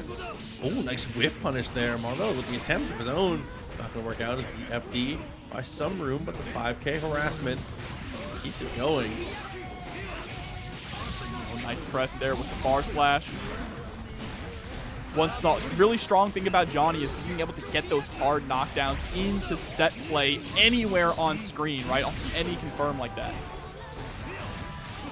Okay, dance. Walked all the way to the corner here, was able to successfully get all the way there, finds the overhead, and straight into the super. Another amazing confirm. And as you know, Chipp, dude, glass bones, paper skin, he is not living situations like that. No, not at all. Dude, watching Chipp get exploded is comedy genius. It never gets old, honestly. I'll never get tired. I hate watching Marvelo lose, but I love watching Chipp die. There's something, you know, even for what, 3 seasons deep now in Guilty Gear Strive, and just seeing people's life bars melt. Still, I'm still not desensitized to it. It still shocks me every time. Yeah, he still has coins in the cutscenes, but yeah, he doesn't get to use his coins as a mechanic anymore. He's traded out the coins for the cards this time around. We stay gambling. 2K2D, OTG. Got to go for the double overhead. Not going to work out here. MJ is just pretty. It feels effortless the way that MJ is getting back to offense. Yeah, especially Johnny is a little bit of a slower character in this game, right? So being able to outmaneuver Chipp is huge. It's just showing how well he's utilizing that miss stamp and where he's placing those buttons perfectly to prevent Marvelo from dashing in. Marvelo is a very grounded Chipp, right? He likes to stay on the ground. He likes to go for those whiff punishes. But that's the thing. MJ is not whiffing anything. Okay. Good timing on the burst, actually, because the Alpha Blade knew there was going to be no chance of potentially having it baited. Good backdash as well. Oh, delayed misfire there. All right, chat. What's his name? Gets the wall break into the hard knockdown, set up another card? Absolutely. Okay, PRC just recognized that Marvelo had already done what he needed to get out. There you go again, a little bit more of the secret technique there with the 6P, but the 2P mash. MJ gets it again. You know what was kind of sick about that post-wall break situation is he did dash cancel into card. That's hard. That is really hard. Johnny, of course, can now cancel his dash into a jump. So you could do some interesting Kara situations where you end things with a jump. Kind of similar in a way, but not exactly as easy as Slayer's dash cancels with the TK motions. So he was able to get just a little bit closer there to throw the card out. It's that kind of execution that can really send you over the edge with Johnny. Well, I mean, at this point, MJ kind of at the point where they're able to do really whatever they want. Marvelo needs some massive adjustments here. And again, I feel like the biggest difference maker has just been MJ's ability to kind of like, it feels effortless getting out of these situations Marvelo is putting him into. We never have seen MJ have to block for an extended period of time. Here we go. This might be where it finally happens. Nice backdash immediately into the 2S, though. The spacing from MJ. Goes for the misstep in that time. RC gonna get a full pickup. No, we miss it. Okay, got the jump in. Big opportunity for damage here. You cannot let him get away. Gonna break the wall straight away with the super. A good call. About half the life gone. So Marvelo, an opportunity for offense here. Do not let them get away. Deflect shield is on the table, but 5K gets the counter hit. Oh, mashes out on the leaf grab and has time to set up a card too. Spitting out the YRC. Set point now for MJ. If you are an aspiring Johnny player, this is a set you have to go back and study. Ooh, double backdash is not working out. Okay, the 2D, nice whiff punish though from Marvelo, looking more like himself on that one. Bonsai to follow, able to get the wall stick. No hard knockdown. That misstep backwards gets the whiff punish, the counter hit, excuse me, on Marvelo. It's just the spacing has been incredible. The movement has been phenomenal. Now Marvelo starting to finally turn it up a gear.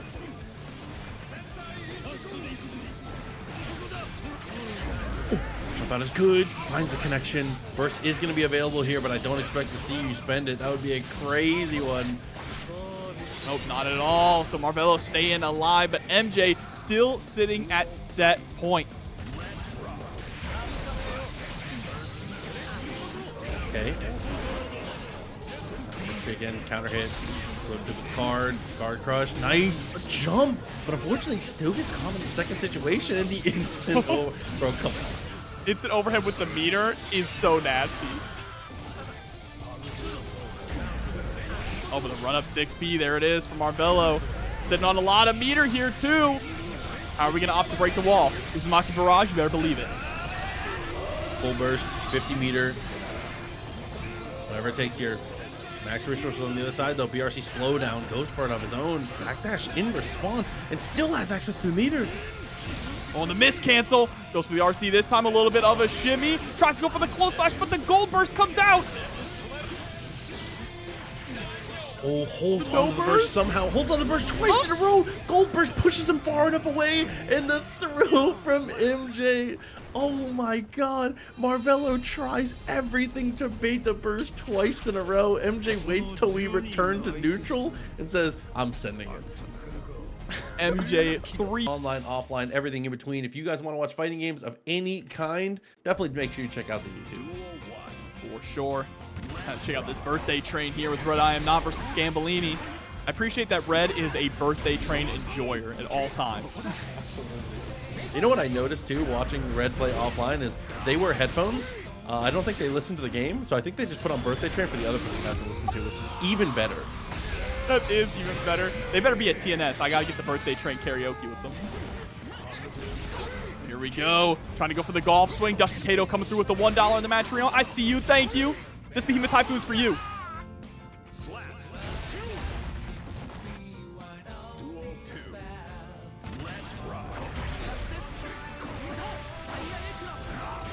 Ooh, challenging with the far slash. I like the whiff punish there, though, from Scambolini. One thing we saw from Scambolini's set earlier on against Tiger Pop was just the whiff punish game was phenomenal. Moving on in. Bloody Buttons coming through with the $5. Appreciate you so much. Thank you. Come through, not enough to kill. So in this situation, Scambolini staying alive. Heavy fireball. The jump backwards. Look at the meter though. Red ends up PRCing backwards there. Oh no. Your life bar. Oh my god. You are crazy to go for that. That's a Scambolini away though. Good push block. Oh my god. Gets the trade. You're so lucky you had life to play with.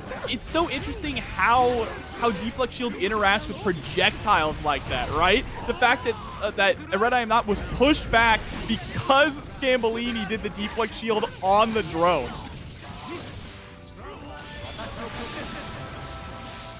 There we go. RTL, ride the lightning. Get that hard knockdown. Positive bonus is locked and ready. Oh my god, 2H, that is not the starter you want to see. Even if there was more life to go through with it, a full RC as well as RTL on deck, that was half your life or more. Jesus, Scambolini with the counter hits, man.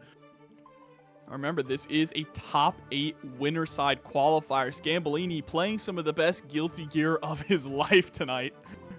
Yeah, definitely strong, performing incredibly well, and we see it time and time again. Scambolini is a consistently high placer. I mean, this is just like we're just hitting peaks right now. Yeah, there's something different tonight though. There's something different in the water tonight. Already taking down Tiger Pop, now trying to take down RedIAmNot up a game here, being very cautious at round start. Oh, White Wild Assault, definitely a good reaction there. Pineapple connects, ends up spending the burst here. White Wild Assault to close the distance again, and now we have a knockdown Red. This is huge.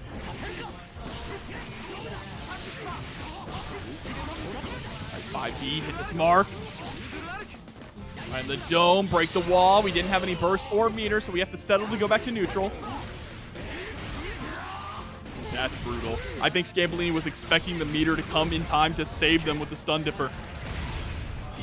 Oh, deflect shield is so good there too. It's so hard, I feel like, for Goldlewis to be able to close the distance. RTL on the jump back S. Scambolini. The buffer game is real. Into the RC. And the run-up throw is gonna do it, taking the round. And just send the fireball, why not? Another run-up to H. Run-up to H being a good tool there to try and blow up that JD attempt. Oh, stepping on the toes. Love that 5K hitbox. And another whiff DP. Scambolini should be dead. We have the meter to close it out. I think Scambolini thought the DP was going to push them far enough away to be out of the threat territory of Goldlewis, but unfortunately, big man can move. He's able to close the distance. Oh, spending all of our burst there just to get the corner as early as possible. I respect the decision there from Scambolini. Don't give Red any room to breathe. But unfortunately, we had to break the wall there because the first hit of Stun Dipper. Yep. You saw Behemoth. Why not? Absolutely good call. You're right. Good deflect shield in response, though. Just avoiding the drone altogether. Didn't want to deal with that. Beautiful 2P placement. Sniped out of the skies. Yep. No free flip kicks. Deflect shield does buy some room, but it doesn't buy you enough here. Still had to block, but that's a brave 5S. Oh my god. Not gonna be dead though. Goldlewis is a beefy boy, has another opportunity here, but Red is on the ropes. And there it is. Far slash hits with a counter. And Scambolini is up 2-0 now in this set. Scambolini just playing the matchup really well. I think this is not a super easy one for Goldlewis. So Scambolini honestly just playing it well, using fireballs in the correct places, using 2H in the right spaces, because it can beat a lot of random rising normals from Goldlewis will just lose to 2H if you do it at the right timing. Scambolini just playing it on the straight and narrow. Red is having a lot of trouble being able to maintain offense, dude. I mean, it's really difficult. The threat of DP is huge too. We've already seen, in matchups against characters like Leo, that DP really is the great equalizer against Behemoth Typhoon. Obviously, Scambolini's DPs have mostly been in the air and led to compromising situations. But still. Hey, somebody in the chat saw it, said it, and I agree. It's a movement on. It's fine. You're right. Back touch in the 2H, tries to go for the low, plus 4.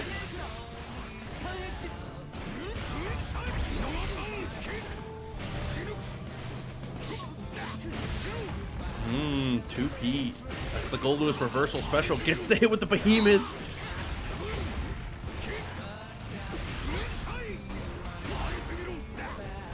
Alright. There it is. White Wild Assault. Showing its face.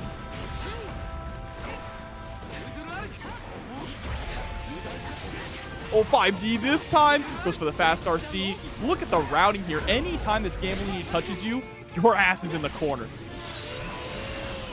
Oh, now just a pixel of life left. Anything will do it at this point. Spending everything to try and close the distance. RedIAmNot throws the kitchen sink, and Scambolini answers with a 5H. Cool and collected. Set point. All right, there's the plus frames. See the patience from RedIAmNot. Not getting too aggressive, but in that case, you're just kind of giving up your turn to Scambolini. All right, nice challenge there with the 2P. JD into the close slash confirm. Squeeze out as much damage as you possibly can. Drone set up, meaty. But the DP hits! Oh no, Red is going to go through the wall. I mean, the saving grace, you have maximum everything. Unfortunately, not life though. 2H connects and forces the burst. Burn it down. It's right back in! Immediately down with the system! What a combo! Actually unbelievable. Everything turns out perfect for Red in that spot. Goes for the jump over. Behemoth comes through, and we find a throw.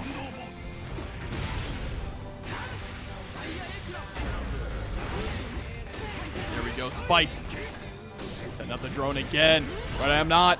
They're building momentum now. Fast RC into the low. That should be the round. Absolutely. A point on the board finally for them. Signs of life. The birthday train keeps on rolling. Red still in it. The adaptations, I feel like, is just more bang for buck. The mileage per hit is so much higher for Red. It never felt like Red wasn't getting touches. It just felt like those hits weren't like Goldlewis hits. You know what I mean? Yeah, absolutely. But now we're getting those Goldlewis hits, all right. Goldlewis hits, brother.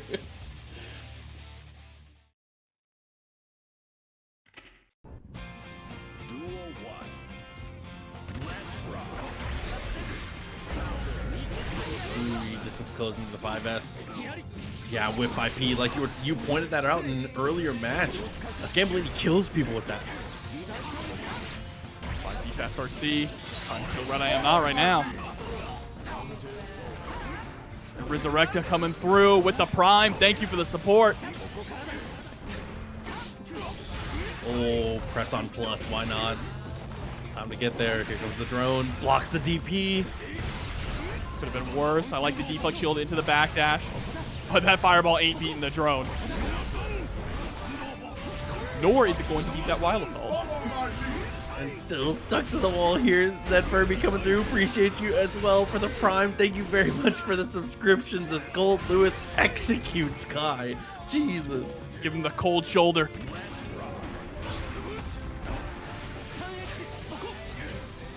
Right now, just trying to harass, pepper in some fireballs here and there, able to score the whiff punish, but the second hit of the stun dipper doesn't connect.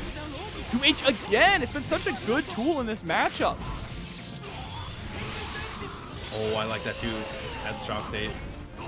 How are you gonna push this? Oh no, blocking? bro. No, you threw. Uh-oh. In more ways than one. Half your life bar. Trade immediately into the white wall of assault. Scambolini selling right now. Ooh, can you push that far enough? Should be able to get to the wall. Absolutely, the guaranteed damage on the shatter gets the kill. Scambolini. Set point once again. Immediate white wall assault at round start to steal the momentum here. Red, they're hungry for blood. Gets the low. Go back to neutral here. No meter or burst available to get that knockdown. That's all right. Has such a huge life lead. Dude, whiff punish. Scambolini gets the reset as well. Heavy fireball, tries to go for plus frames. YRC wins the day. Back throw into the skyfish. What? What a sick combo. Bro, I love Goldlewis. This character is Dude, does the security level matter on that? Do you have to be at 3 for that to work? So the security That's so level sick. will juggle them longer for sure if they're on the drone. Absolutely, it'll juggle them longer. Gives more hits. Oh my god. Sergeant Frogger, you're right. That is a super that's the America confirmed for sure. Jesus, dude. No, but it's only optimal at level 3. Heard that. Thank you. Right. Here we go. Once again, spending both of our wild assaults just to put RedIAmNot in the corner upon first block.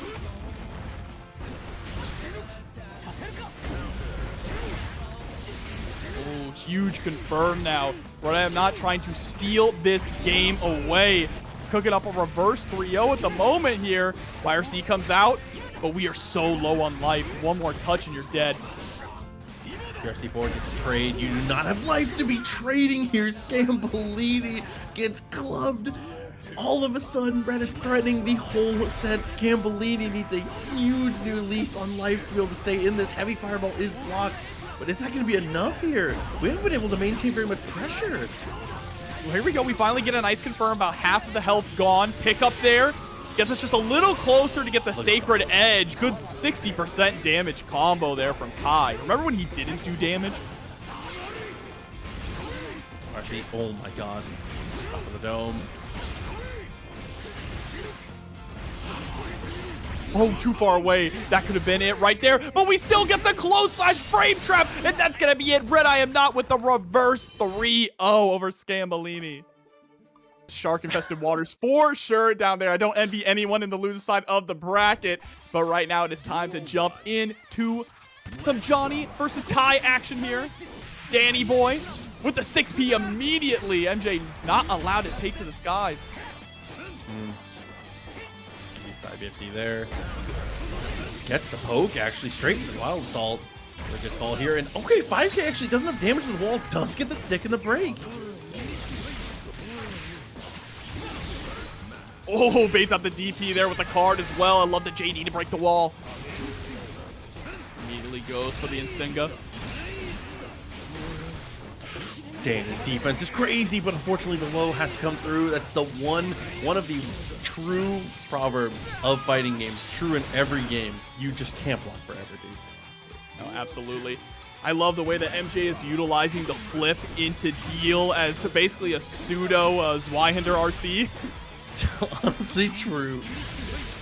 Set up again though, gets the hit. 5K, good follow-ups. Look at the damage here. Isn't able to get the super, the Wild Assault, but returning to neutral with the way that MJ's playing, I don't feel like you need the hard knockdown. No, we saw how MJ did against a character as fast as Chipp, right? Someone who's so good at whiff punishing and keeping up pressure in neutral in the form of Marvelo. Now showing off those skills against Dany, but Dany going to bait the burst here, not going to bite, and he's going to be able to take the round.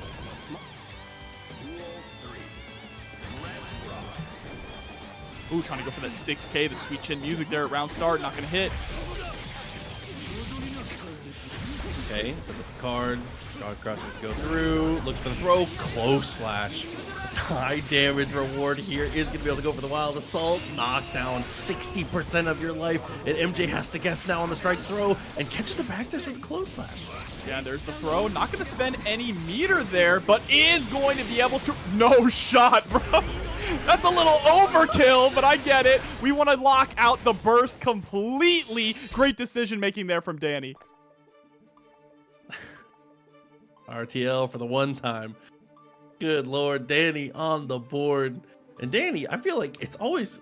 Dany always jump scares me going into these because I feel like we don't get to see Dany until it's late stages of the tournament always. I just find out that he's in by being like, oh, by the way, Dany in top 8. Oh, by the way, Dany playing a qualifier.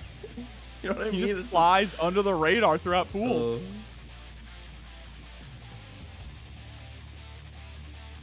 All right, time to jump into again. MJ's still been playing incredibly well here. Mankind. Duel 1. Let's rock. Ooh, is able to escape with the IED. That was looking like it was going to turn into a really messy situation, but in the end, MJ turns it into offense. Isn't able to quite finish, but still able to get the burst out of Dany at the cost of half the life block. All right, goes for the knockdown situation here, immediately into the instant overhead. Hits him with the Joker trick.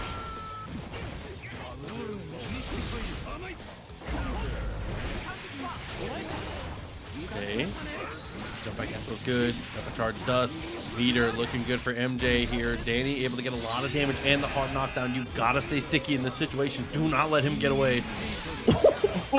Immediate reversal there. Let's see the J's in the chat. He's so cool. It's that damn smile. Oh, but the JS hits its mark for Dany. Oh, this is so scary. Cards right there. Gets the guard crush. Goes on in for the throw. Sets up another card. Absolutely. No, wrong wristminder. Okay, put you in a terrible situation. RTL, coast to coast. It is enough to break the wall. Bro, MJ's execution is insane. But Dany, unfazed here, trying to steal this round back. There's the TK ride the lightning. Will it be enough? Nope.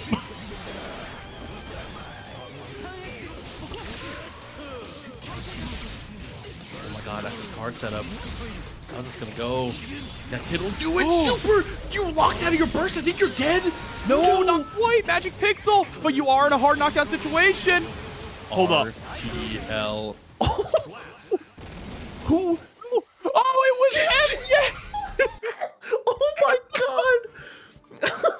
I actually didn't know. I didn't know either. Both of them were still in hit stun. It was impossible to tell, but that was incredible there. Dude, RTL, I mean, while it is an incredible combo tool with incredible corner carry, it's not a good super in that particular situation. Just using it a reversal like that, you can kind of get punched in the mouth, just like you saw. Yeah, it only has invincibility on the startup of it, right? Once it's active, it's free reign. But even with the trade, of course, it does very little damage. There's baiting out the DP. Bro, the range in that JS. So I was about to say. Close slash frame trap, flip kick into the RC. Nice block on the empty low. Kind of tame there from Dany. Didn't have a better way to spend his meter, unfortunately. Yeah, this time, though, MJ is the one who's going to flip right back in. Goes for the deal. I like that. You've been setting up and conditioning with the card so often, but now you're trying to squeeze in these throws. There's the Joker trick. Not quite enough to get the kill, though. But your life is in danger. Slides on in and is able to secure the throw. Look at those dash cancels into deal. MJ's execution is so good. Just closing the gap little by little with them.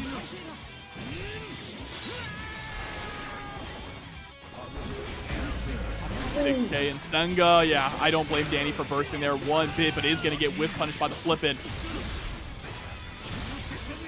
That distance clip was nice. Sets up the card once again. He played so... Dude, the amount of pressure you apply just by having that card laying on the ground is unbelievable. MJ is abusing it so heavily. He has meter now as well. It's such an insane threat. Here we go. We have the option to go for YRC, but instead we flip right on in. It is going to get caught. Dashes up to get the 2K pickup off the wall bounce. No hard knockdown, though. BRC forward, potentially. He jumps instead. Oh, what a JS! But the burst finally comes out from MJ. Sends out a card. There it is! Catches Dany in the skies. That card had so much higher of a vertical hitbox than I thought it was going to. I think Dany also thought he was going to be fine at that height because it looked like he was either, I mean, at that point you're thinking like maybe I can fireball and catch him in a weird spot. Maybe I can land and go for the stun dip, or I do potentially have meter. Jeez, man, that hit so high. Yeah, I mean, the guard breaks are absolutely crazy, and that also helps that the card was still mid-air, right? It wasn't all the way down to the ground, and that's one of the big factors about it. Duel 1. Hey, I think Johnny is nice. I just think he's hella hard to play.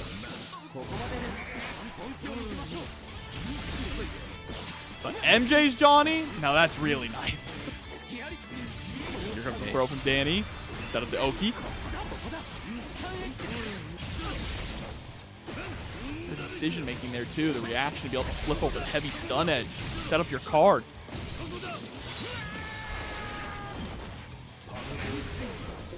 Okay. Aaron's in a weird spot. Goes for the super. Bro. Is going to take the kill. MJ has set themselves up for potentially the set now. Dany on the ropes, and we do not see this often. The man in black here, Johnny. Look at the spacing. Finally, Dany able to find the punish with the far slash. OTG with the 6H, and just walking them down. Flipping right on in over the low misfire this time. And Dany not out of it quite yet. Still fighting back in a big way. Hasn't gotten hit yet. BRC, both of them with the slowdown here. Dany, first one to take real advantage though. Slowdown comes through again, but it's too far for the 5H. Anti-air into the card. And this would be a hell of a comeback, dude. I have to see. We're going to get a card here. No, we just go for the safe jump option. Walk up. Now you're in the corner. Card comes out. Oh, blocks the overhead, but the card's still there. He's trying so hard to bait the burst, but the jump in gets the connection. Even rounds again. Oh, yep, huge whip punish there. That's the big downside of Johnny, is his moves have a lot of recovery, always have. MJ is just so good at making you not realize that by constantly making these buttons connect, either on block or on hit.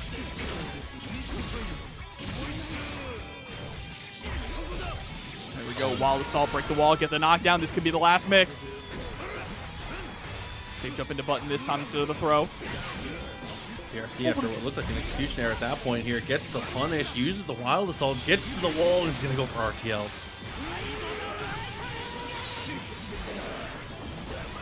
Right, hard knockdown situation, but MJ is still sitting on a ton of meter. YRC is gonna be blocked, but too far away to punish with the 5K. If we put Blockstone on him though, Dany has the wild assault, potentially 6 RTL. I think it's close enough, and it is. Dany taking this to a game number 5 in our winners top 8. This is still the first match of winners top 8. Dude. Of course it is going to go the distance. Not going to be surprised to see a lot of game 5s here tonight. This is what you expect when you tune into TNS. If your friends aren't watching, let them know that Strive is on right now. Tell them to get in here. Tell them to get in that match arena. Damn, all down to this, dude. Round start. Definitely going to decide a lot. I feel like Dany has just not been able to comfortably get whiff punishes on MJ, and I'm not sure if it's just like a matchup or a perspective thing, or if MJ is just putting buttons in such good places to where it feels impossible for Dany. But it just feels like you said, Johnny does have a lot of whiff on his normals, but I feel like MJ's not getting killed for it. I mean, you're absolutely right. That's kind of the big factor of it, but Dany is bringing things back. Here comes the throw. Oh my god, wake up reversal. Give MJ a taste of their own medicine.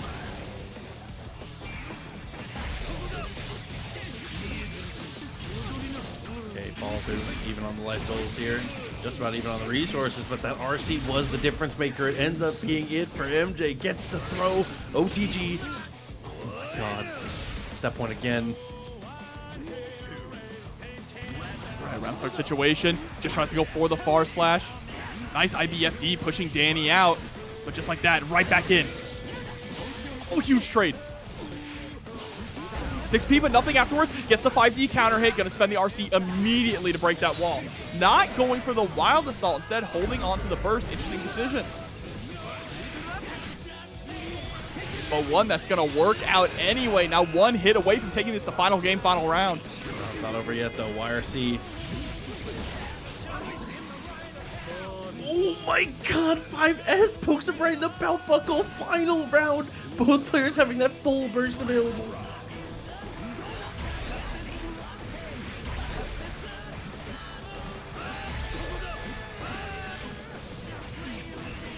Double dash there, which is actually insane behavior. IBFD gets a little bit more room, pushed to the corner, but fights out of it.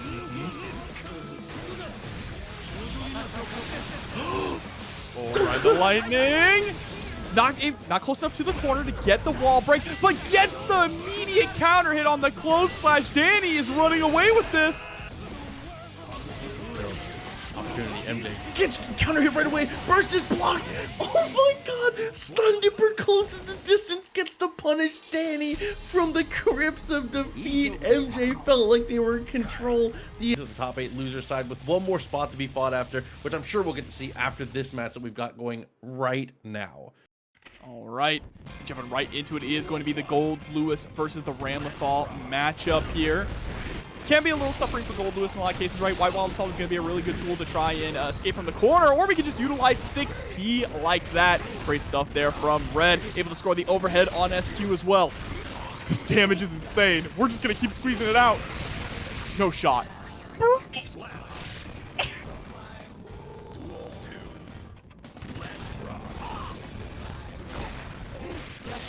Hey, moving on into the next one. Able to get the throw. All right, now it's time for the rock pressure in the corner. Never mind, we send the burst. RedIAmNot fighting with a purpose right now.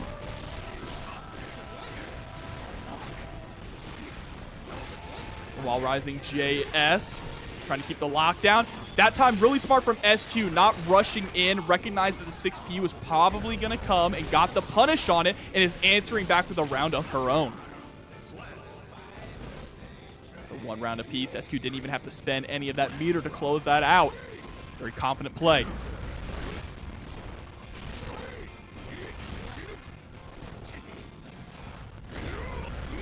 There's a 6P into the Behemoth Typhoon. Set up the drone.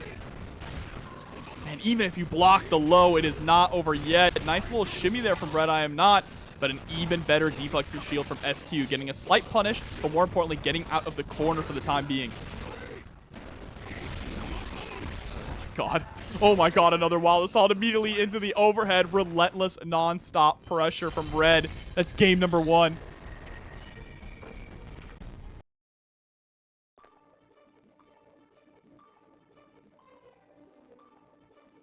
I see y'all talking about the audio. Just think of it as lo-fi, all right? Just imagine where you're watching 1980s Guilty Gear. But we'll get it fixed right after this. We're working on it, chat. Thank you for letting us know. Here we go, jumping straight into the next one.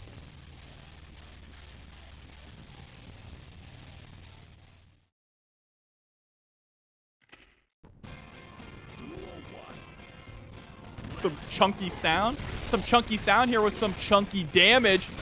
Coming out for SQ. All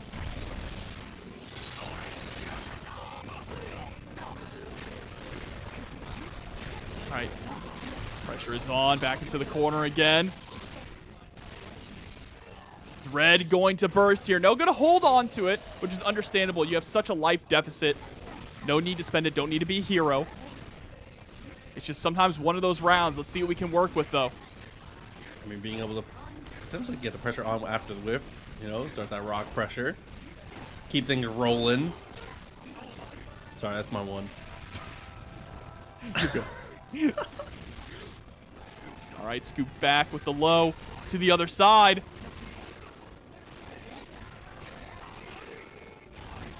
YRC buys you an opportunity here, sets up the drone. Oh, and the deflect shield ends up almost winning the day there. If we had got a counter hit, potentially combo into the rock, but things do not work out as we wild assault and find the throw. Throw into the RC, into the corner. Should be enough to close it out for sure. Easy money. SQ taking around, looking to tie things up 1-1. Oh, what a clash.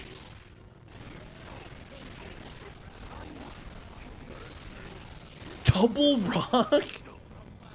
Hey, always rock. Hey, it's frame 1. Look at that, the juggles there with the Rekkas. Straight to Mortabato, breaking the wall. PRC, the defense there. Holding on to things as best you can. 6P not going to be able to get it done at this point. The laser to slice through the guts. And easily able to take the kill. Yeah, tying things up 1-1. Nice stuff there from SQ. Very solid showing. And I think, yep, we are going to get the audio issues fixed right now, chat. You won't have to hear a deep-fried proxy and jobber for very much longer. Thank you for bearing with us here. And then we will jump immediately back into the match to keep the ball rolling, keep the action going here at TNS. Looks like they're going to be, you know, straight back in. We'll see. I feel like, I mean, what does Goldlewis have really in this spot other than like committing to like a wild assault or spending meter to be able to potentially get out of these pressure strings that SQ is putting on? Is it really just like 2P in a dream? In a lot of cases, yeah. I mean, 2P is the get-off-me tool, the main get-off-me tool for Goldlewis. Of course, the 2K was buffed. Little riskier option, but if you can catch Ram trying to run in with a preemptive 2K, that can kind of save you in some circumstances. Good jump out of the rock at that point. Drone comes through, is able to get the anti-air, that elbow. That elbow is so good, bro. It does everything for you. Anti-air, get off me. Now let's see.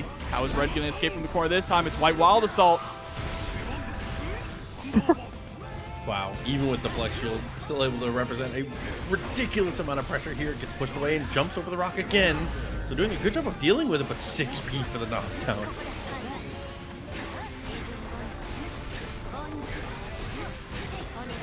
All right, sends out the sword. I like it. Goes to the JP, jailing you back down into the corner. 2S hits, and that's going to be the round for SQ. SQ buying back in. Half push available. Spends it right away on the White Wild Assault. SQ pretty lazily just jumps out of there. As soon as the super jump was kind of established, was able to ID straight out. I like the spacing here from SQ as well. Pulling the rock in for the counter hit. But wow, just swings.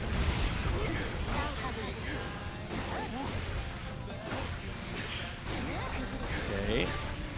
Scary pressure. Like, really, where is the gap? Where do you find the confidence to press something?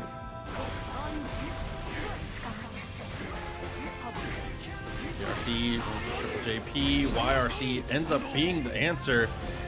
Gets the Wild Assault, but doesn't get much for it. I mean, does get out of the corner and finally does find a hit, so in the end, ends up snowballing into something here.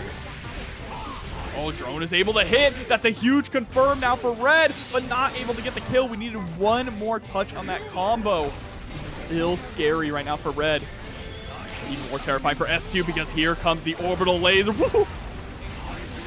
Gonna escape and brings down the tenderizer. There you go for Red. That PRC, the forbidden hyper hop. Yeah. That way, desperate times call for desperate measures. We find ways to super dash. Honest mids coming out from SQ. Flipping right on in and gonna get the throw. Massive confirm. Are we spending the meter? Yes, we do. Here comes the Gamma Ray. A good amount of damage on the shatter. Back security. 50 meter and just putting the first.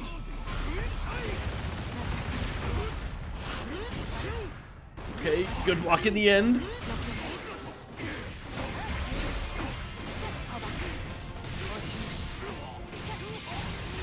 That should be a clean 2-1 right now for SQ. She's running away with this at the moment.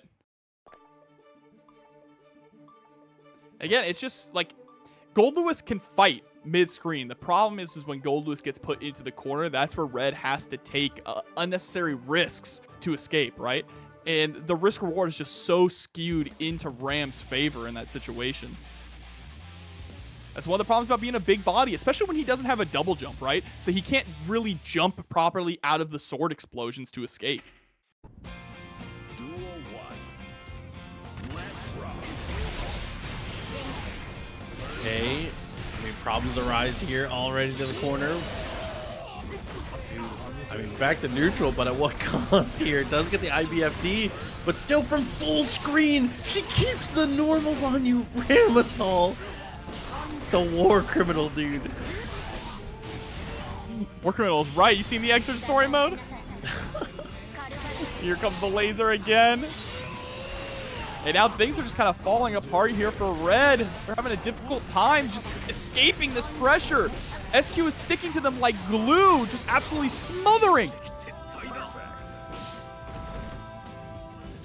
Another perfect on SQ's belt. But is she going to be able to close it out now? Oh, does bait up the White Wild Assault. RedIAmNot says, I'll do it again, I don't care.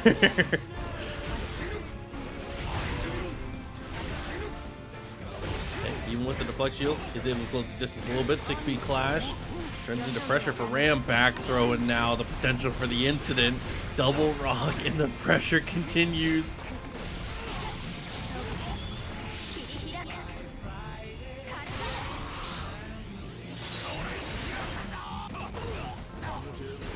All right, in once again. Wow, dude, the pickup with the 5D, that was nasty. She taps dust and it doesn't hit, but the combo still works. You have time to whiff dust. Marvelo versus Jack. Jack beat Marvelo to get into top 8, and MacMens beat Shine to get into top 8 as well. Duel 1. Well, here we go. Match has begun. We'll see how MacMen's able to handle things. Already off the start. Jack with a great whiff punish there. Forces out the burst. Not clone. They're putting it in overtime. This is close, but it's not going to matter here. Jack's able to turn things on its head. The full reload of Deus Ex.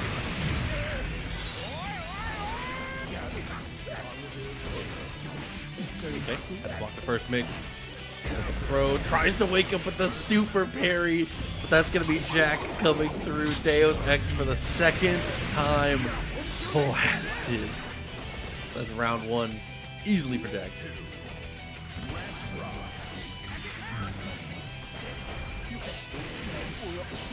Okay, counter hit. Takes up for pressure. Nice little stagger there. Fujin jumps out of the first one there. Doesn't want to let the turn steal go by.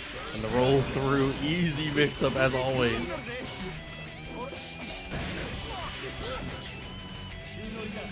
Too far for the throw, but it doesn't matter. BRC for the slowdown into Ko. That is so strong. Oh, and the 5K fixes the combo. We end up through the wall. MacMens turns it into positive bonus. A situation that looked like he wasn't going to get that much value. There we go. Dance X again. Max meter for MacMens. How do you spend it? Gold burst. Either way says I need even more. Max isn't enough. Double PRC.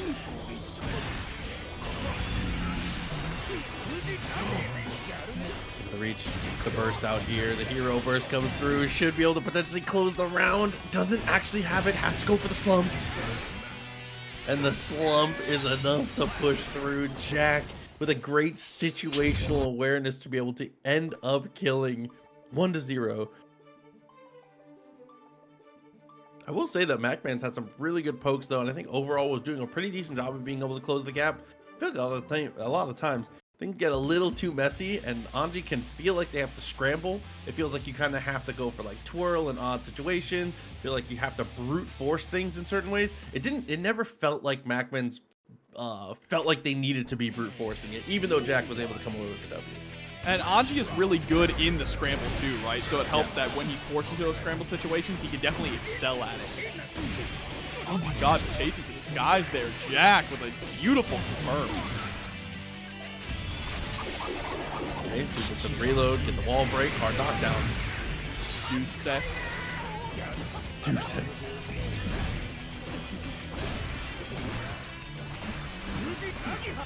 Alright, tries to go for the Nagiha. Not gonna work, yeah. Jack recognizing that when there's no meter on the side of Anji, just block low. Even if you get hit with the overhead, it's not that scary, right? If they don't have the meter to get the damage off of it. Okay, push through again. Full burst a little bit for Jack. MacMens BRC forward. Good defense once again. Like I said, down, back. Easy peasy.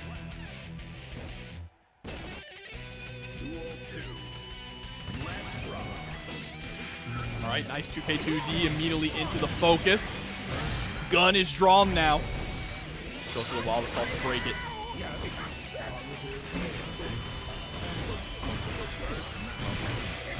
Okay, deals with most of it. Ends up having to spend the burst here, but look at the meter for Jack. Jack has so many options available, and JP wins the day again. That exact situation has come up 3 or 4 times, and Jack has won it with JP every single time. Yeah, he's just absolutely ready for it. It's kind of insane. Goes for the empty low option here with the BRC, and that's going to be game number 2 in Jack's favor.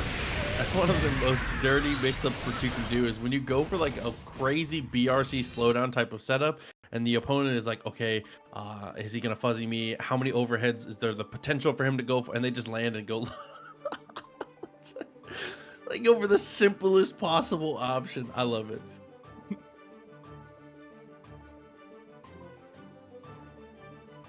Let's see now. Is MacMens going to be able to dig deep and bring something back? Oh my god. We are digging deep. To the wild boy. Everyone, look, everyone's got a pocket sin, but no one wants the main sin, all right? What's wrong with them? It's time.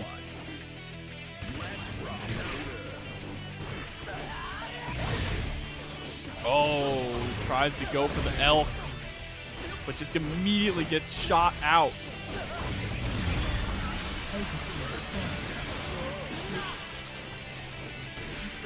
Okay, got the poke. Good follow up there. Nice IBFD again, though. Jack, defense wins championship. Yeah, and the preemptive 2S also preventing MacMens from running on in. And things are still not looking good. The swap to Sin hasn't changed too much. It's still looking like more of the same, Proxy. Yeah, and then now straight back into the low. Didn't even have to go for a roll or anything fancy. Set point. 6P. Tries to go for the run-up throw, but gets blown up for it. There's the command roll. It's not a matter of if, it's only a matter of when. Burst immediately upon landing. MacMens now up against the ropes in dire straits. We're not out yet. Goes for the follow-up into the backdash. Ooh, 6P is way too far. Full reload, dodges the DP and gets the punish on the counter hit, and you should be dead for it. Deus Ex just gained enough meter. And with that, MacMens unfortunately sent on home. Jack with a dominant performance coming out. Damn, so let's see. Can you secure your run back? Right, round start. TigerPop pulling out the golden gun. We're about to play some GoldenEye here. Okay. Shrugs that into the wild assault. Able to get the block for the most part here. Plus frames once again. And then pushes away.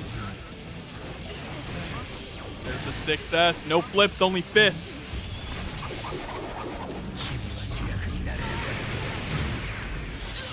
Deus Ex half the life off the table. Scambolini still has a wild assault available here, but there's a throw. Nice dash up. Confidence is key. And TigerPop has been hitting everyone with whether it's that exact mix-up or the sequence where he goes for the BRC.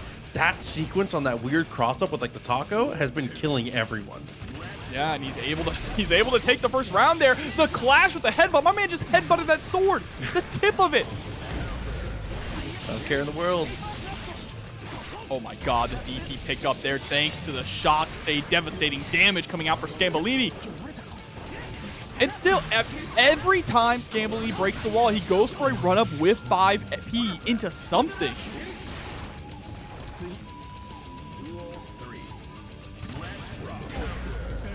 Okay, counter hit. Push away. Goes for the jump. JP wins out. Nice confirm! TigerPop!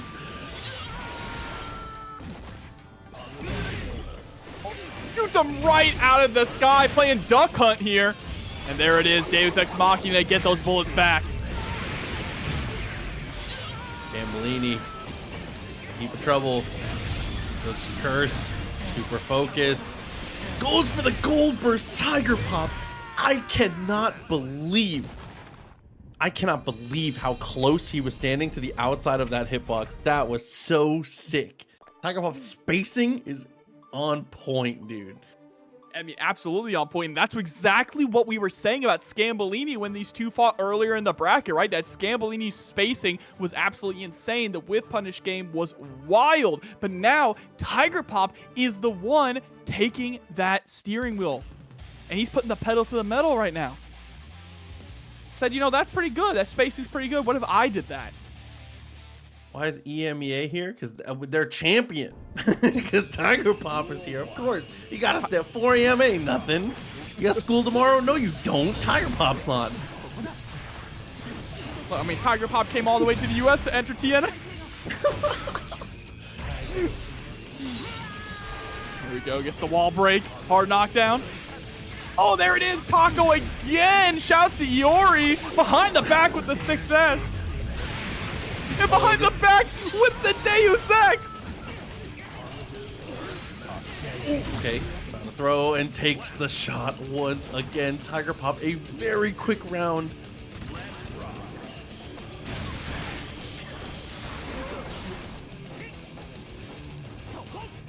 Bro, 5.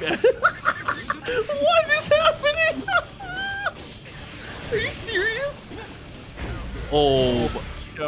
What do you mean he's playing on a TV in the living room, Hotashi? What are the milliseconds on that thing? There's the RC. Tries to go for the 6K. Jesus, wall broken. Scambolini maybe broken as well. Gets one bullet in the chamber. It's good enough. Uh-oh.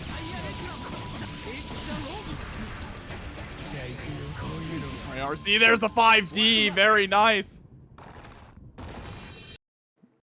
TigerPop up 2-0. This is looking completely different from when Scambolini sent TigerPop to losers. Scam's locked in. I don't know what else to say. He's just playing incredibly well. Scambolini just does not have the answers at every single stage of this, whether it's how TigerPop is structuring offense and mix-ups, or how Scambolini is trying to impose their own offense and Tiger Pop's active defense is avoiding it. It just has genuinely all of the answers. Yeah, absolutely. Definitely learned every little mistake that we made in the first set. Living room TV dim. Oh my god. Latency be damned. The new tournament standard. The 60-inch in the living room. Oh, here we go, able to score the gunshots.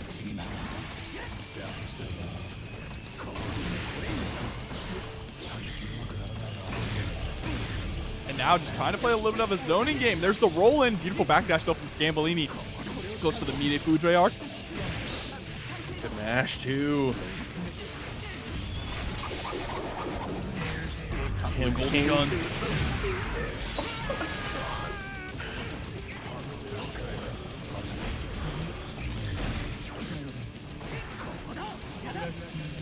Oh, PRC down, trying to punish the stun dipper. That was so smart, but Scambolini reacting in time with the PRC. DP hits its mark, but again, Scambolini having a really difficult time opening up Tiger Pop, able to catch the backdash, and should be able to close out the round here with the DP. There it is. Okay, signs of life. Scambolini. Gotta keep this momentum. Oh my god, the foot. Had to go for the burst. Sets up the fireball. Does actually get the connection there and the 6-speed. Scambolini trying to play significantly better in these spots. Oh, but gets hit by the command roll. Nice backdash into the whiff punish. Chad is willing this 5H to hit harder than I've ever seen in my life. I think that's the far slash. It's the far S. Jesus, dude. The answers to what? Scambolini. No, still needs that touch, and there we go. Yep, catching the backdash there with the far slash once again. All it took was chat buffing it. Oh my god. I said, what if we made it wider? 2-1. Get this guy off the living room TV ASAP. Is that gap the hitbox on it?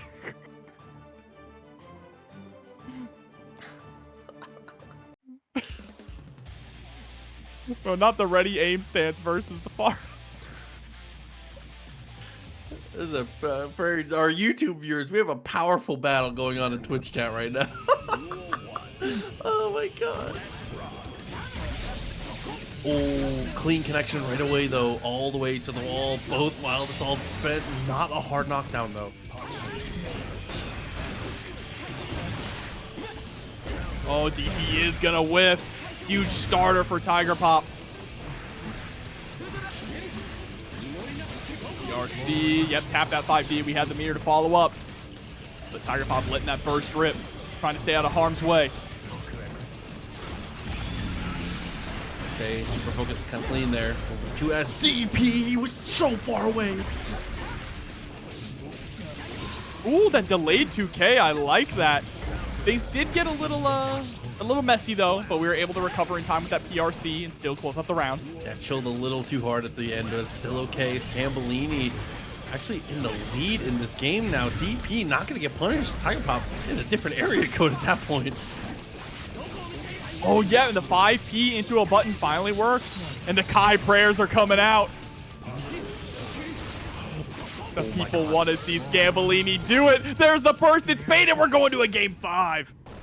A low crush on the flip kick puts you in a terrific spot. 2 games to 2. Tiger Pop on the verge of getting double eliminated. Scambolini trying to climb through this bracket.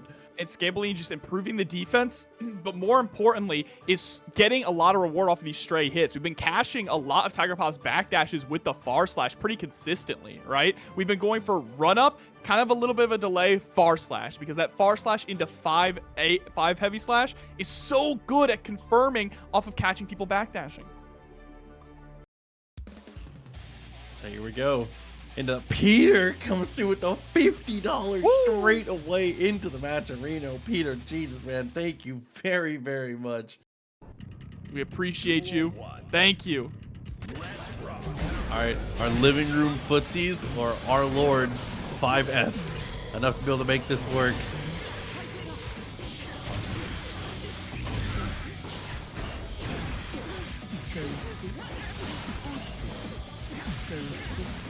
Oh my god, with air throws like that though, DP also gets baited. Scambolini comes out of that round with less than losing a chunk of your burst at that point. And Tiger Pop comes out pretty much unscathed. Yeah, there's the burst coming out now. Yeah, not much the Scambolini could do there, right? With the clone in between them and no meter to do a lot. Now the Deus Ex Machina is coming through. Tiger Pop looking to close this out, sees victory in his sights. IRC buy yourself some room. Wild Assault, keeping the pressure, spends it all. Finally tries to close the distance, but can't get the anti-air. Double-sided mixed up and gets stuck to the wall. But look at the focus, look at the bullets. Not a good situation. Challenging with the very tip of the far slash. Counter hit 2H connects. That is not where you want to be, but still going to be alive. Has burst and 100-meter proxy. YRC right away goes for the JP. Out, YRC gets a mix up because of it. Scambolini blocks the first half. Bro, he didn't burst. That's crazy. Blocks the burst. Final game, final round. Tiger Pop is out of a burst. Scambolini. Scambolini is up with it. Oh my god, Scambolini gets the clash. Wild Assault right off the rip. Spends it all. There's the wall break. Positive bonus here at Scambolini's side. Riding this momentum to try and eliminate Tiger Pop from the bracket. Flip kick is not there. Still okay. +4. Gets the jump out. Like the idea, taps the dust. Okay, here we go. Breaks the wall to Wild Assault. Wants to save the meter. Actually really like that. You're not going to get burst again. Able to block the taco this time for the first time in the set, but you can't block a grab. Deus Ex. What happens when we stand up here? Has a burst. Has max meter. Scambolini, how do you spend it? Ride the lightning! It's gonna connect! Into the RC, gets the full pickup. Has Wild Assault as well. Hard knockdown. Look at the meter on the other side for Tiger Pop though. Big opportunity. On the wake up, goes for the deflect shield. Has PRC as well. Double PRC. Still alive. The throw and the 2K with the toe tap. Scambolini pulls off a miracle. Eliminates Tiger Pop from the bracket. The one up. Ooh. Bro, I need a break after that one. 2 months, but there are no breaks on this birthday train, all right? No, RedIAmNot in the second player position, so no trains to be had. Oh, damn it. That's such a good segue. We dodged another one.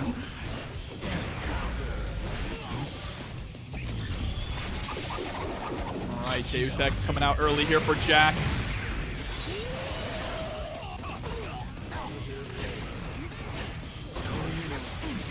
There we go, 5D hitting its mark right on the dome.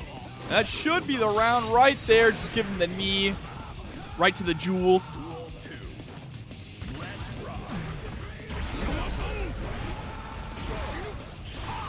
Okay, pressure with the behemoths. Just gonna finding the overhead here. Drone comes through and just maintaining pressure. Gets the connection into the 2H. A chunk of the life bar gone. And a hard knockdown once again. Oh, just goes for the run up 5K. And got caught pressing. There's a perfect for red. Demonizer coming through with the $15 to the match arena. Appreciate you. Thank you so much.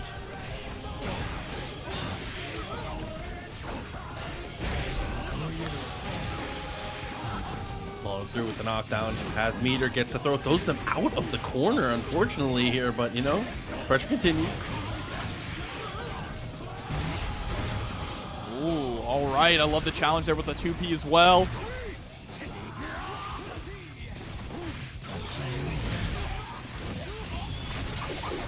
Deus Ex definitely should be enough to kill here. Yeah, absolutely. And that's going to be game 1 for Jack.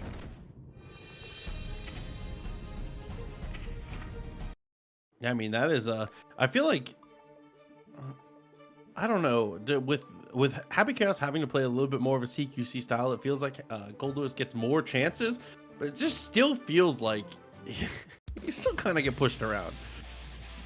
I mean, for sure, right? HerbFromTheCurb just has so many options, but I think the fact that HerbFromTheCurb doesn't have defense means that when Goldlewis can find that hit, you can easily turn it around, right? It's snowball. The snowball factor is huge for Red. Shouts to Atticus as well. Come through with the 10 months. Welcome back, and thank you.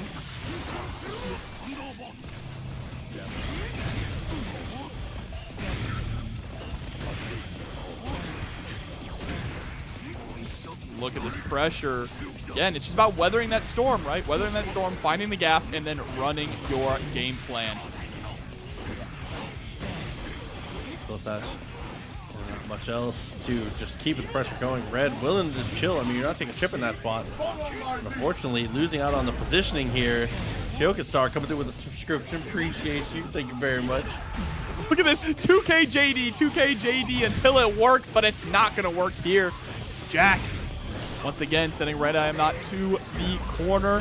Blocks the YRC, and Red is about to get sent to the next round.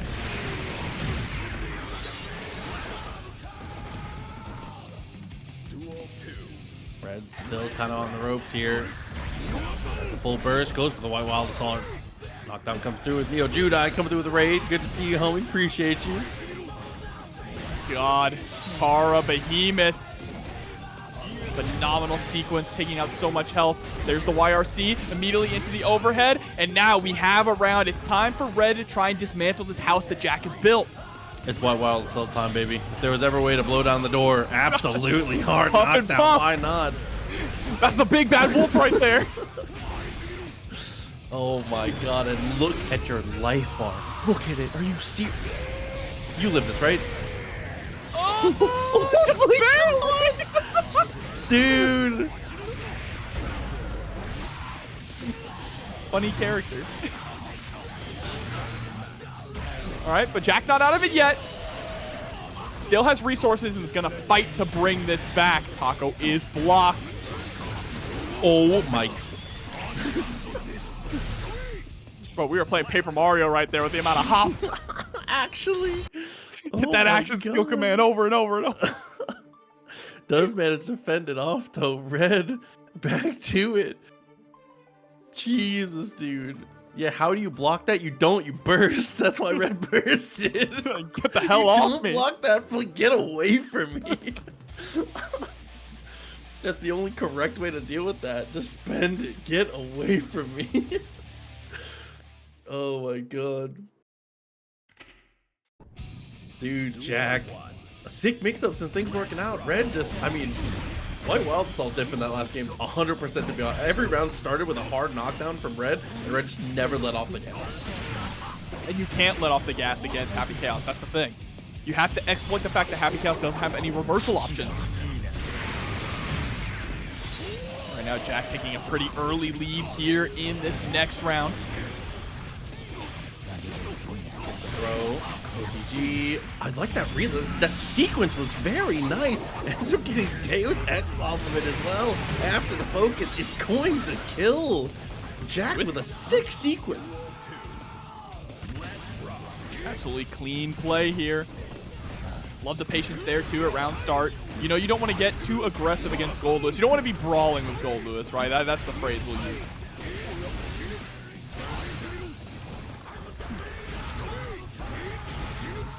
Oh my god.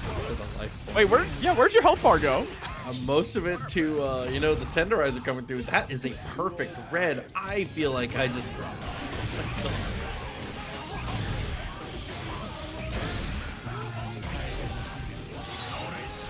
Gets the wall break, hard knockdown. What's Jack gonna do here? Just goes for the safe jump option into the dash up throw. I like the decision.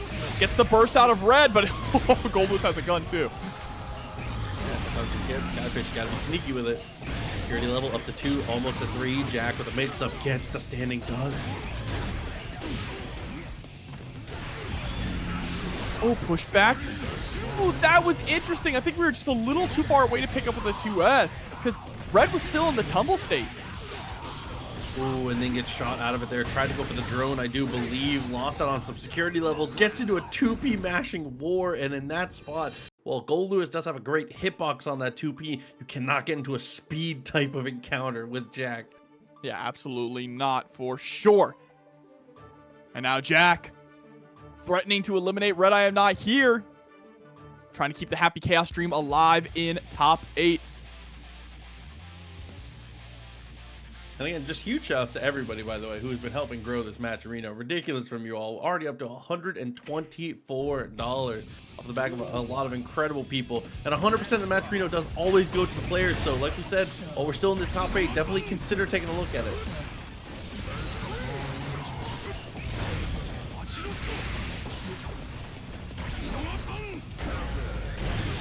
Oh my god, the pickup there off the counter hit bar slash. Slick stuff from Jack. Gonna go for the coast to coast confirm too. 6.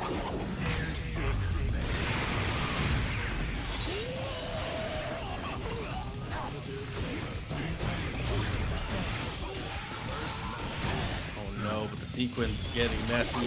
Still building up all of that meter. The positive bonuses just chaining together so deadly. The YRC is gonna be blocked. Jack now sitting at set point proxy. Red still has burst going into this next round. Gonna have to use it wisely. Oh, that was first portion up there. Tries to wake up with the throw. Has to spend the burst in the end. That is not a good look, especially with Jack very easily dealing with the drone.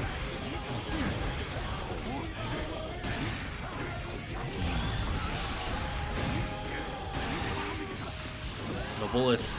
He's able to get a little bit of a reload though, just because the stray normals connecting in such an odd way. Gets the clone up, is able to interrupt the behemoth. Oh, 5D hits, but we don't have the meter to go for the kill. Opts for the slump instead, and there it is. Jack eliminates RedIAmNot. Yeah, as soon as you get your opponent into that spot for the slump, it's an incredible Kai player. Very clearly well versed in the matchup. Yeah, absolutely. So I'm curious how this one is going to play out. Of course, Scambolini does play a bit of a different style than Dany. Oh, we get the intro. Bro, he's so cool.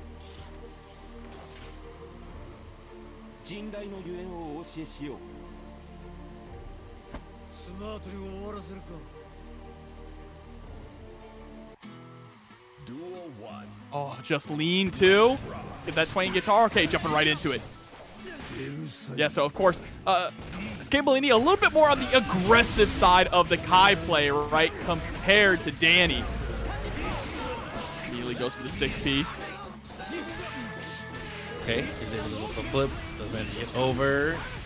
JD, nothing in response. I like the use of the PRC to be able to get even closer. The Mash 2P again from MJ and the punish on the DP. Oh, just backdashing. Get me out of here. He doesn't want to be in Johnny's danger range, but that's the thing. That's his secret. Everywhere is his danger zone.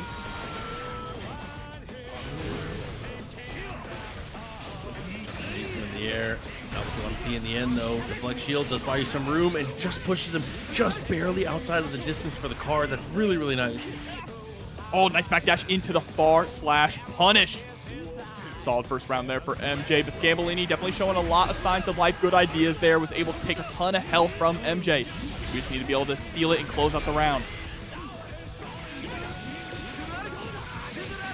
Good start. Can't find it. Before it comes through, does find the knockdown, and is going to go for the fast RC. Very smart. And go for the Sacred Edge. You still get the knockdown, but you also apply the shock state there, too.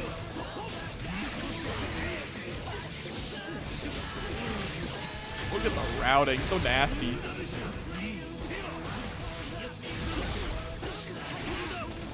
Double plus frames. You can't escape. No running. Ooh, but going for the stun edge RC. Oh my god, little in, little out, ends up winning the day, comes through, gets the kill, game 1. The movement, Proxy, the movement of MJ's Johnny is so smooth. And this is a character who's got some really stiff and rigid movement, right? That when you first pick him up, he doesn't feel good. He's got that box dash, and sure, you can jump out of it now.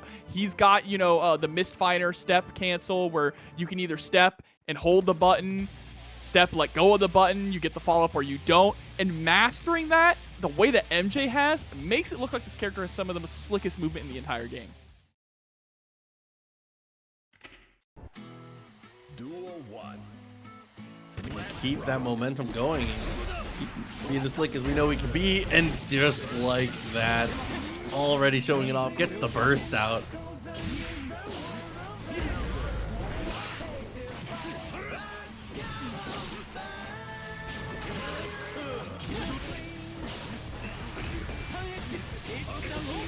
DP ends up being a pretty decent equalizer there. Goes for follow-up. RTL. Is it going to connect? Is going to be able to. Looked like he was falling a little faster than he did.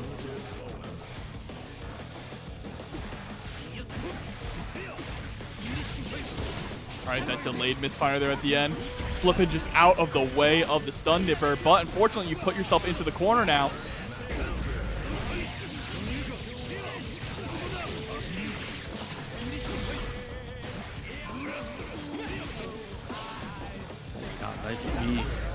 Nice TP. Yeah, again. Oh, RC right on in, able to block the super. No J's for you, chat. Locking him down.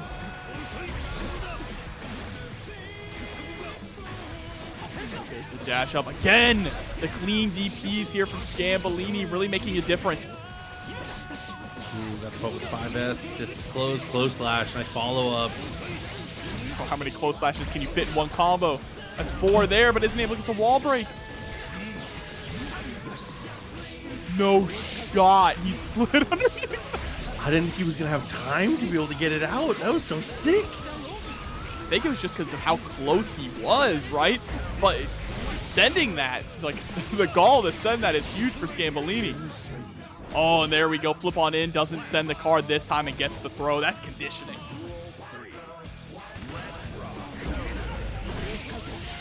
2H. Run up 2H. It's a go-to here for Scambolini. Been working out in multiple matchups at this point. Oh my god. Dude, no regard for human life on either side right now. They're like so aggressive. This is a turn-based fighting game. No way! Deflect shield in to ride the lightning. You're a madman, Scambolini. That's gonna be the game. No, he got first back just in time. Dude, no way. Andy gets the cross underneath. And look at the meter. Straight into the super. The wall is broken. He has an RC. This is terrible for Scambolini, but anything will kill. Empty throw, RC. There's the burst. Oh, the DP! He didn't spend the burst. Oh my god. Oh my god. He gambled it all on the DP. Didn't spend the burst. The mind games there from Scambolini. The confidence. Unreal. This top 8 has been unreal, Proxy. No burst DP is, Matt, if you're an MJ fan, that is the bad ending. Jesus Christ. What a oh my god.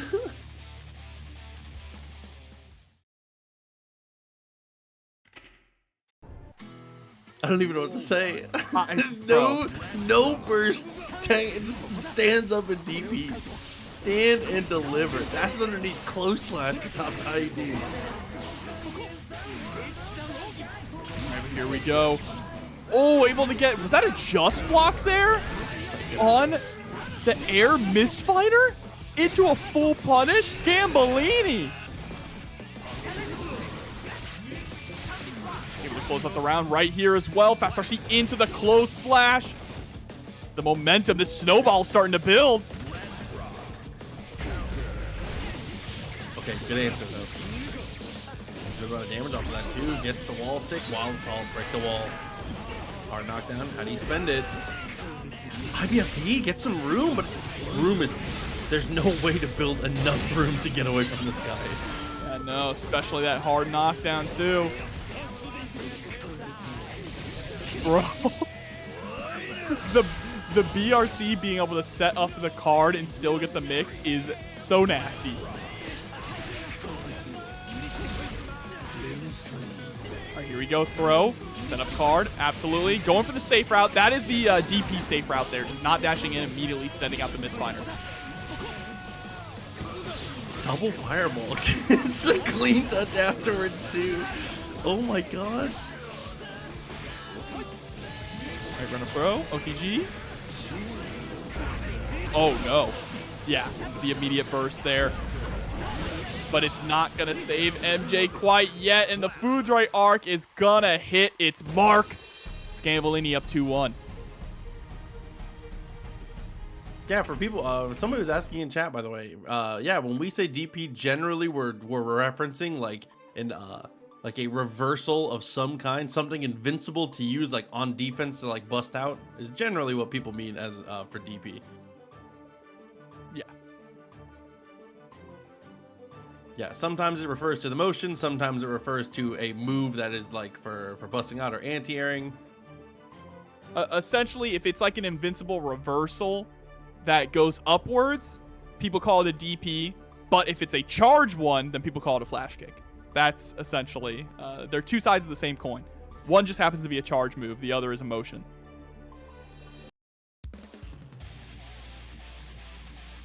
All right, I appreciate that MJ took a little bit of a breather, right? Just kind of evaluate what's going on, calm the nerves a little bit, especially after probably how tilting that last game was, how close it was.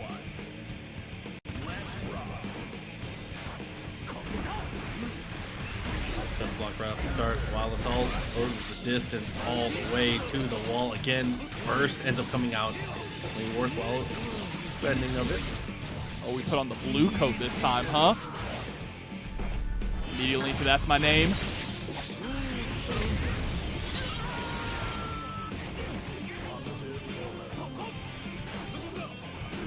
Okay, distance secured. Gets the 2K stagger. Gets the jump in. Clean touch off of that. I don't think it's quite enough, but still very positive situation. Scambolini has the meter though.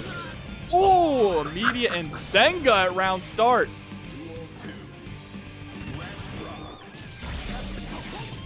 Oh, but the punish right away. I like that Scambolini has kind of added a little bit to the repertoire there. It's been a lot of 5S at round start, but now that delay into 5H, that's going to plant the seed, dude. Oh yeah, but all of this pressure here with these JDs eventually was too much for MJ to handle. Gets tossed right back into the corner. Beautiful backdash. Is this the incident? Might be. Super. Trick comes through. Half the life total still remaining for Scambolini. MJ has access to the burst, so has access to the Wild Assault, essentially with a deflect shield, but there, pressure continues. DP, I feel like that's got to be an execution error, and if not, you are on one. Oh no, but the 2H whiffs. That was nearly devastating for MJ.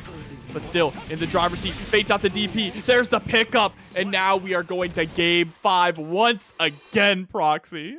I mean, that's the most powerful thing about being a player that like it's willing to whip out the DP pretty often, is you got to think about how much space you buy yourself. If your opponent thinks DP's coming out and they take a big step back to avoid it, the amount of real estate you've earned yourself is ridiculous. And we see that from Scambolini pretty often. He's able to get value out of it. Couldn't quite get there that time, but you know, the idea is there.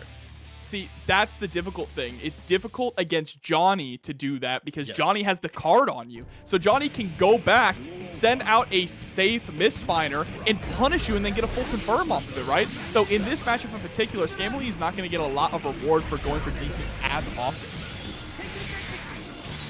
Oh, didn't fill enough meter for the super, actually. Still gets the hard knockdown. Applied.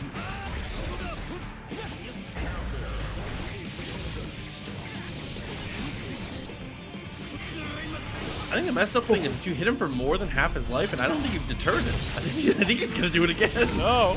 That misstep into super was very slick. Scambolini still sitting on nearly 100 meter. Gets caught in the guard crush and gets the ankles caught with the 2S. That should be the round. Four J's. Oh no, Scambolini on the ropes. That's full burst though. Spent it immediately, recognizing, you know, that the Wild Assault, I think that's a decent trade, right? MJ goes for Wild Assault, you immediately burst. Both of you getting rid of some of that burst gauge. Nice backdash on the tap dust. Oh my god, but throwing out a card there is so greedy. Nice from Scambolini to punish. Definitely think MJ is going to hold on to the burst for this round unless we can really even up this life total. Hey, that's a good start. It's the dash in, 2H pickup, into the wall slide. No, we want to hold on to the corner to steal some of that away. This is very close. Catch the backdash, that's it. Oh my god, that looks like a throw. MJ sold it so well because in that spot, it wanted to do it. The queen of neutral. One thing, of course, you know, the SQ is going to have to keep an eye out. She's going to have to watch out for that Stun Dipper out of the corner, right? Kai players love to use Stun Dipper to escape from the sword explosion and catch Ram trying to get the pressure going, especially when they have meter, right? They'll just send that stuff. Okay, spin the wild assault all the way to the wall. Good backdash there, but backdashing is spacing yourself out here. Unfortunately, yeah, you set yourself up to have to use the flip kick in spots like that, and a very easy answer from Ram.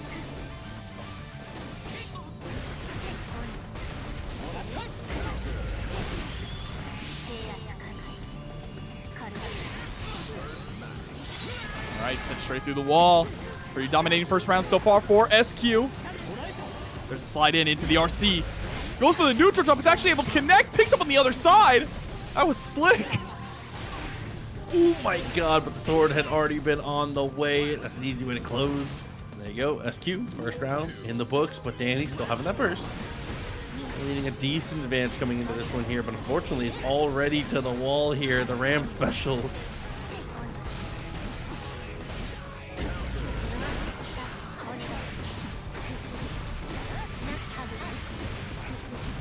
Look at this pressure. It's unrelenting. Finally finds the jump out, but tries to go for the throw. Got a little too greedy with the SQ. Empty jump low into the OTG. Hold this rock.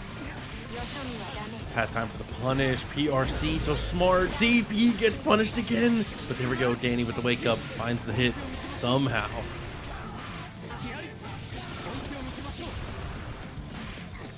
Oh, another toss. The heavy stun edge. 5D this time.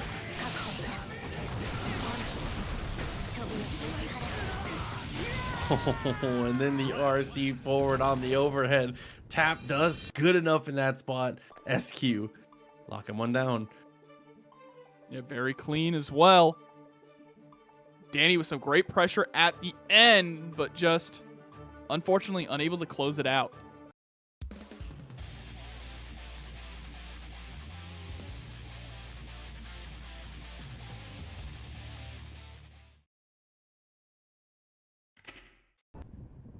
Duel 1. Let's rock. All right, round start situation, tries to immediately go for the far slash. Dany disengaging and throwing out fireballs is kind of smart because you talked about, you know, challenging Kai in neutral. Ram's pretty good at that with her buttons. If there's ever a character that can do it, but here we go. The heavy fireball pressure in that corner finds the knockdown. And the RC, the wild assault for the hard knockdown. BRC in place was kind of clutch at that point for SQ. Oh my god!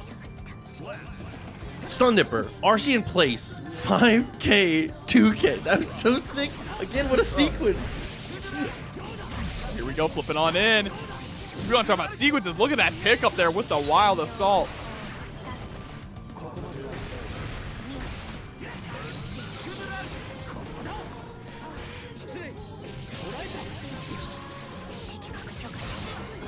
There's the first.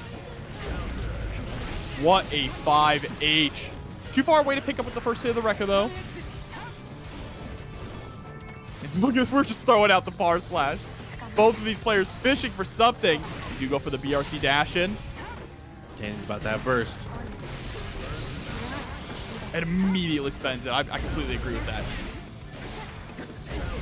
Dany having a really difficult time finding that last hit, Proxy. Oh my god, and now he has to deal with a potentially BRC mix-up here. No dash from SQ. Doesn't really get nearly as much as I thought she was going to, but still secures the hit either way. Shouts to Big Left coming through with the raid. Thank you so much. Hope your stream went well.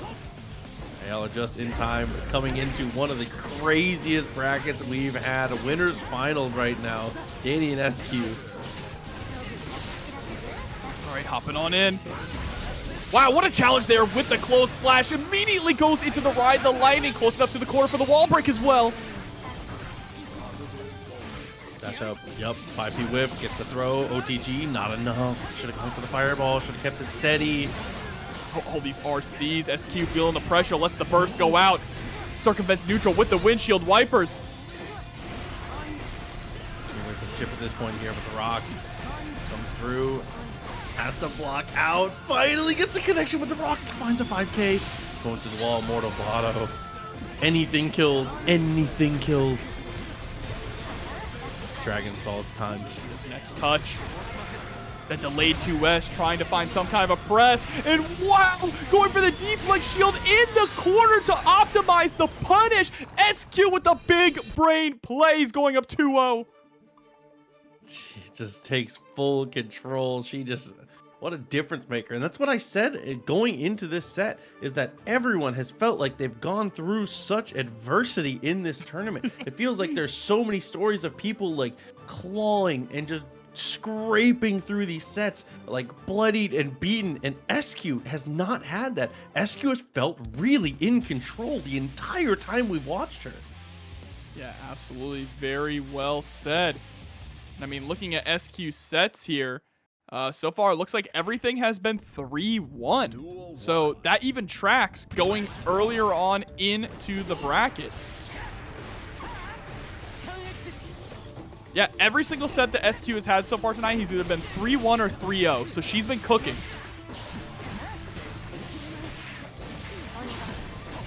So again, tries to throw the fireball. Doesn't work out, but still is able to punish afterwards. Dany baits the burst as well. Coming out of this round with no burst is huge. Here comes the lasers. I don't think it's quite enough, but a terrible situation for Dany. Yeah, this is a massive comeback. Immediately goes for the DPRC. Twitter says that's cheap.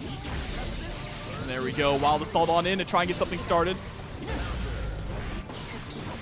Okay. Avoiding the instance of the windshield wiper is definitely a big deal. Step back. Oh, another RC. Look at this. We're just trying to throw out anything. Dany being so hyper-aggressive for someone with barely any life.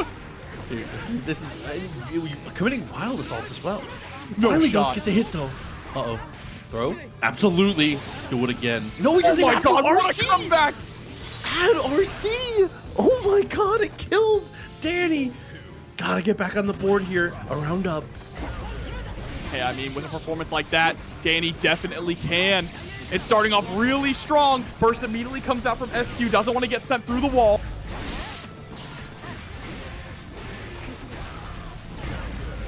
Oh, 2S is going to hit its mark, though. We're going to spend the meter. Oh, yeah, we are. Definitely should. Casual 60% health. Yeah, you know, just because locks up with the throw, and it is enough to kill. Dany had meter, had burst, but didn't want to commit the resources. I think holding on to the burst here for your possible last round is really smart from Dany. It's going to burst early. That means that we have the opportunity to get burst back once again if we can break the wall.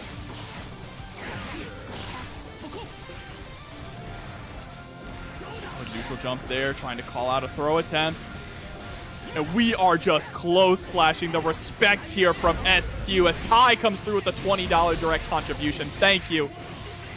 SQ, big opportunity. Had to go for the reset in the end. Rock comes through. Here comes the laser. It should be just enough. Oh, you're dead. Oh, SQ again. This time it's a 3-0. I feel like if there was gonna be a guest character, it should be someone that's from an Arc System Works IP. You know what I mean? I agree. Mankind knew that they could Hey, listen, enough speculation. It's time to get into it. Jack they blamed the beast. coming down. Not, I think it's 7 sets in a row. Big wins, crazy names lying in the path behind. 3 more potentially to go, or will MJ be the spoiler? They're trying to write their own story. This is a tight one. Chaos. It's the gun versus the sword. Duel 1. Which of these outlaws is gonna come out on top?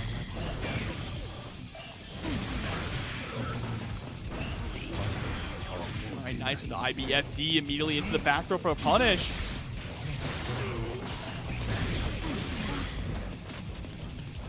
Okay, full reload there because the clone wasn't too worried about anything. That pressure goes to super focus, looks for the roll through, and does actually get the burst out in the end.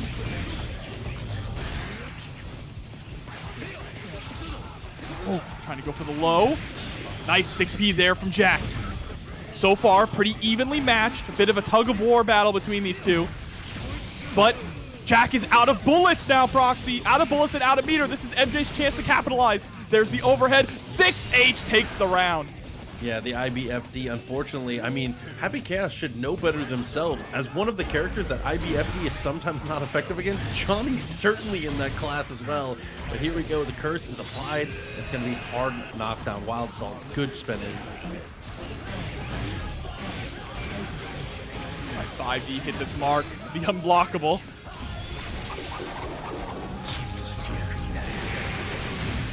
Bang, bang. Oh, this is bad. Big opportunity here, still has meter, gets the throw, goes for the fast RC. MJ has burst, but no way you spend it here. Might as well just take it to the next round. Definitely a good call as Jack closes a perfect.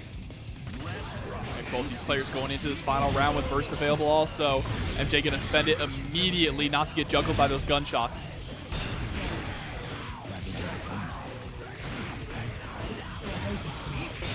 Oh, we tried to fuzzy block in that situation, but got caught going low. Here we go, Deus Ex. MjKurase in a bad spot. Jumping FD. FD doesn't help too much. Still gets the follow through. Wild Assault could come through again, but instead Deus Ex for the damage. Not quite enough. Still on. Dany, some guts there. Tried to go. Whoa, that was interesting. That was super stuff. I think so. Yes, I'm trolling, or yes, it was 1-0. Or was it just 1? No, it was just 1-0. 1-0. This is 1-0, okay. Yeah, 1-0. There you go, roll through. Jack starting off strong. There's the throw. Put MJ up against the wall. And the 5D has connected every single time.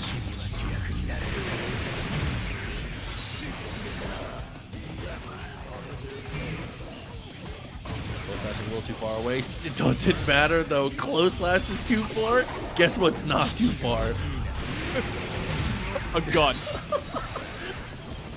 I'm perfect. Jack trying to run away with this now. I mean, a 2-0 lead is going to be pretty difficult for MJ to make that run back.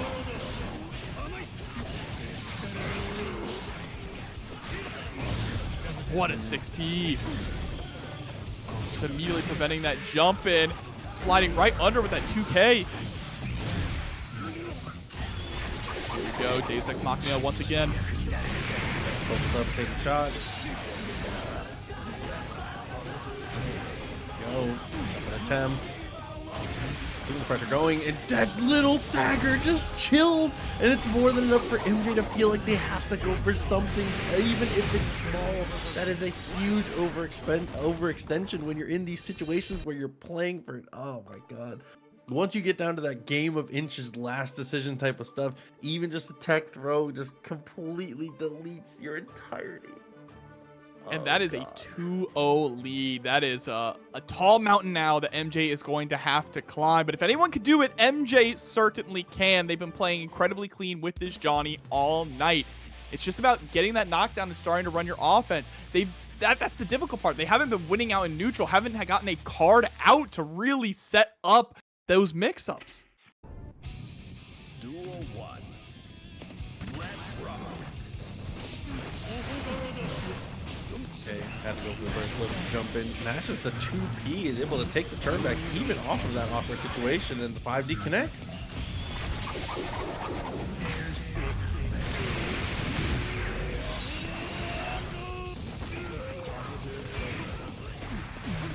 Looking like a little bit more of the same here for Jack. Able to weather any slight pressure that MJ puts out and then answers back twofold.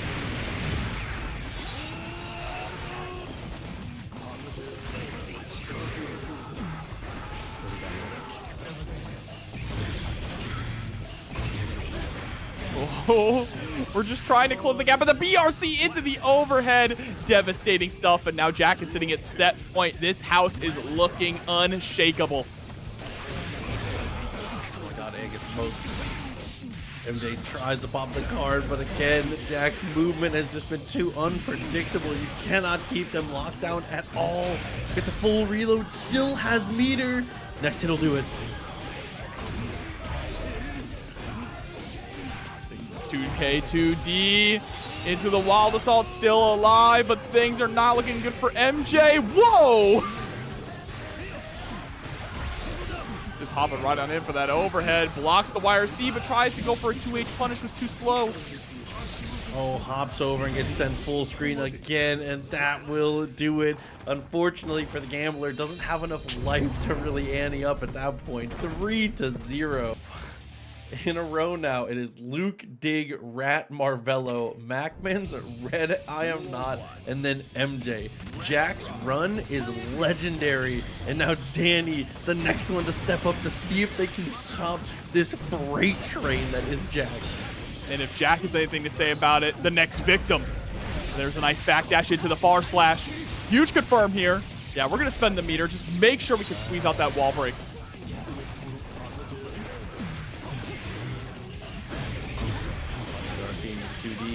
Does end up finding a hit. Dany on the jump. Oh, just come on, man. You're just not blocking that. Right, hard knockdown. Immediately into safe for Jack, bro. That was a safe jump backdash to make sure that Dany was not allowed to get the RC on the DP. That is phenomenal. Just phenomenal call out there from Jack. Huge reads.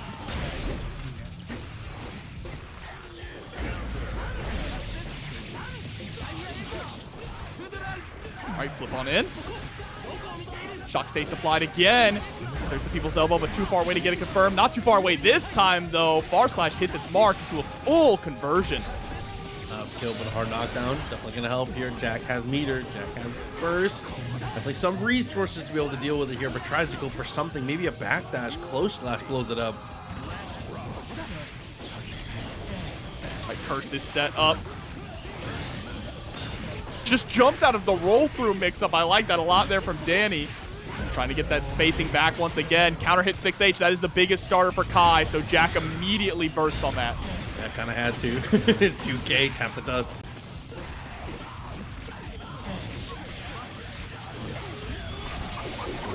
Again, finds Chaos X on the floor. Hit confirmed through the wall.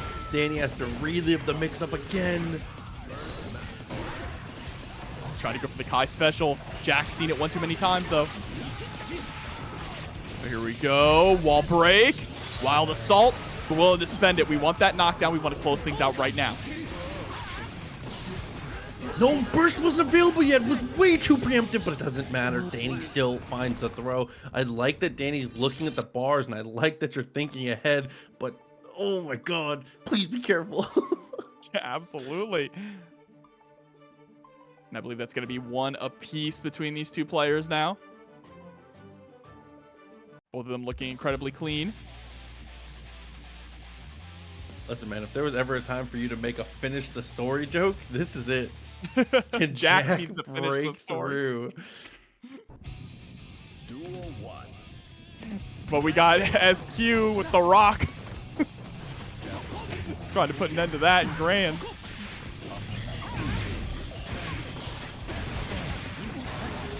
Oh, okay.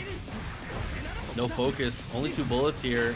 Tough situation for Jack. Has to just block it out, but oh, okay. Ended up getting a burst. Yeah, I like that we went for the RC immediately after the 6H there. That was Dany trying to answer the earlier burst, right? Because, of course, when you RC, you can see if the burst is going to come out. But Jack, so patient, waiting until the next opportunity to burst. Again, it's the same story. It's so slick.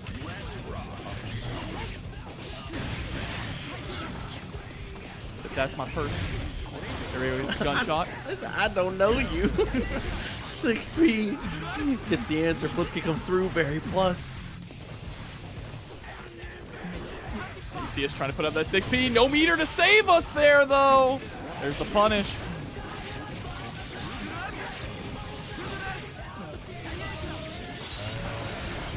Dire Claire, such a smooth ender. Just pulls out the gun. The ready aim stance going to be able to get that whip punish on that bar slash. And now coast to coast. Get those bullets back. Reload the chambers. Watching people play footsies with swords and axes and knives and stuff, and watching them get shot as a whip punish will never get old. I will never get tired of seeing that. It's an Indiana Jones vibe. Blocks the burst as well. The double RC. Jack baited burst 3 separate times in that string, by the way. On the jump, on the first RC, and on the second RC. Incredible stuff that we're seeing here. This has been a insane top 8 so far. Hard to believe that we're already in the top 3 now. 1-1. And I think that the craziest thing about this is I'm not even sure who has the best chance if they win against SQ. You're talking about a Titan waiting to play.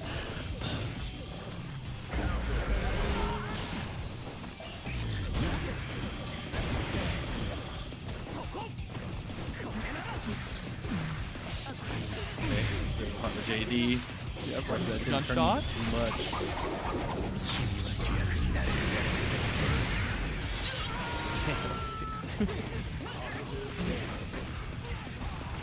Pressure up. It's so unreal. Whoa! Had to. I respect it. Send it immediately. So high, bro. Looked like he got caught maybe in a backdash by the 6K, so he was a little bit juggled when he hit that burst. And Saki Sakura coming through with the raid. Thank you so much, Saki. Hope your stream went well. And welcome, everyone. Just in time for top 3 here, as Jack is looking to try and close things out.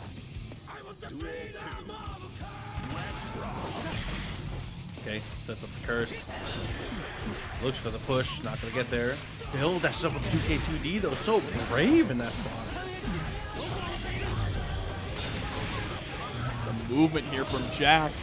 Really just measuring the distance, that measuring stick of that bar slash from Dany, right? And working around it so well, utilizing PRC drift downwards as a fastball. Dash up, rolls through, pushes out on the shot, but Dany wasn't aware, wasn't ready for the throw. That's, I mean, how could you possibly prepare for that? Looks for the back dash and still holds on to that meter. That's huge. Yeah, but Jack is out of bullets. That's why Dany rushed right on in. Recognize the situation. Here it comes. Dragon installing to lose. It's time. No, in to win. You have to believe. It's finally going to happen.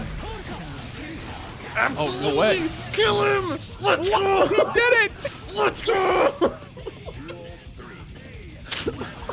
Hot take. If Kai wins the round, he should keep Dragon install in the next round. I agree. Just saying. Now we're talking, baby.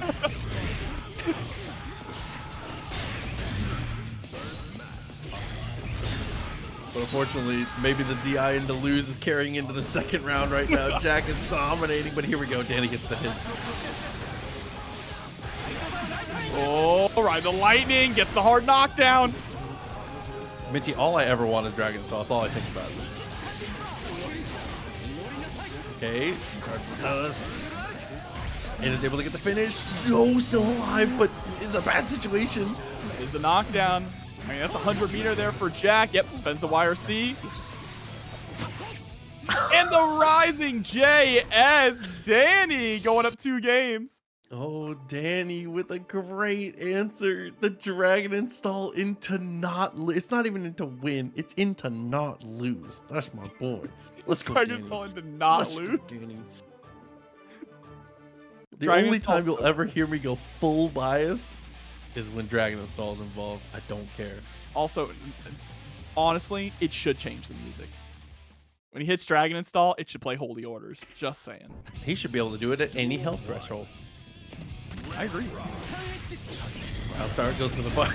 The fireball looks for the 2S. Nice what a backdash on Wild Assault. Yeah, that was beautiful there from Dany. 50 meter down the drain for Jack, or 50 burst, I should say.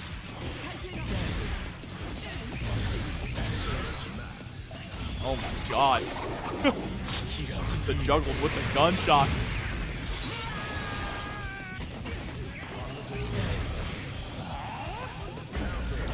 Oh my god, getting the BRC there. Look at the damage on this confirm.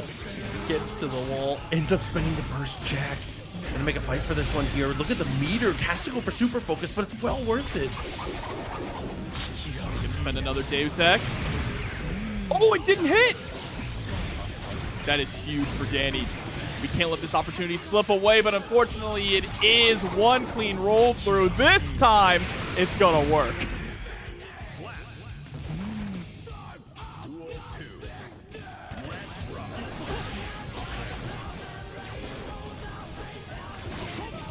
Nice run under, gets the close slash. Okay. Afterlife, 50 meter available. Dany with the flip kick gets the hit. Straight into the super, breaks the wall again. Burst is available. Jack, are you willing to spend it? No, 5K just takes the hit. A perfect for Dany. Set point, but Jack is still in there. Full burst. Let's see, can Jack do it? Spends the burst.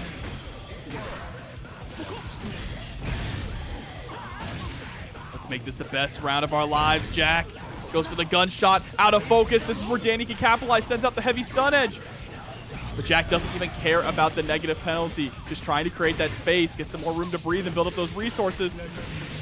Out of focus though, but doesn't matter. Not out of options. So use the BRC for the try jig. What's the best beat? It's the best beat.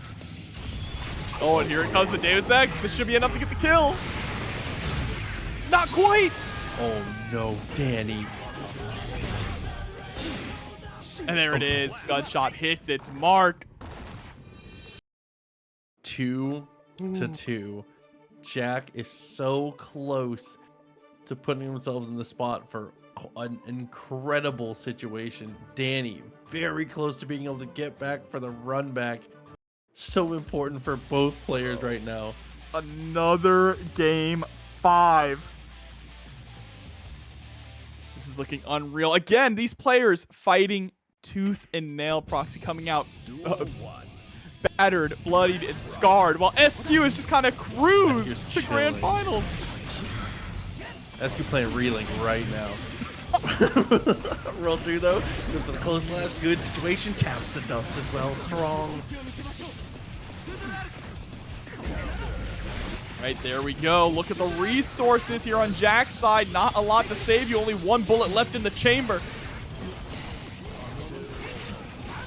Catch the back dash with the close slash. Jack trying to be a bit of a hero here. Oh, I think that was the same situation that Jack was trying to set up before, where we've seen that backdash work a couple times, but I just don't think it was as stable of a situation. Dany takes advantage. Oh, 2S start. Dany is right now sitting at set point.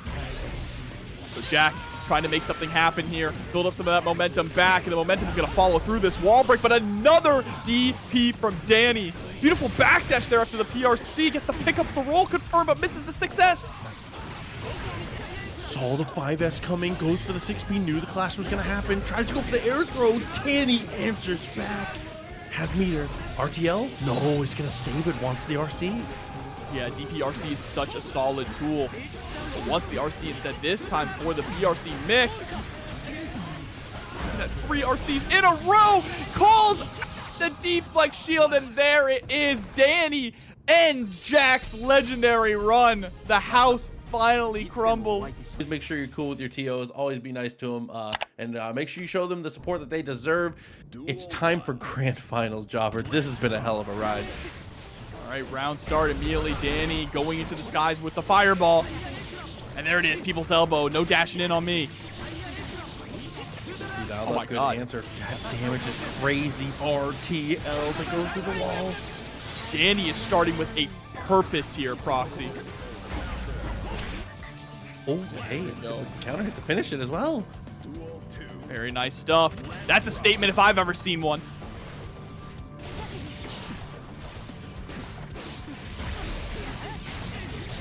Now SQ trying to answer back. Wants to be part of this conversation, not just a listener.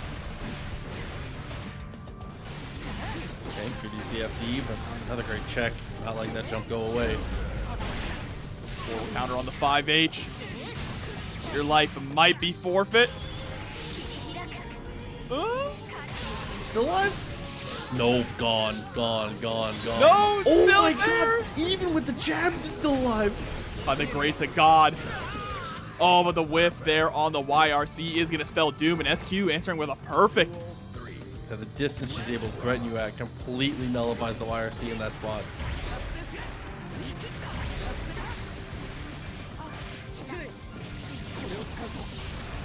Dany's so willing just to spend all of that burst on block to build up that risk gauge and keep the pressure going. It's mostly to push the opponent to the corner.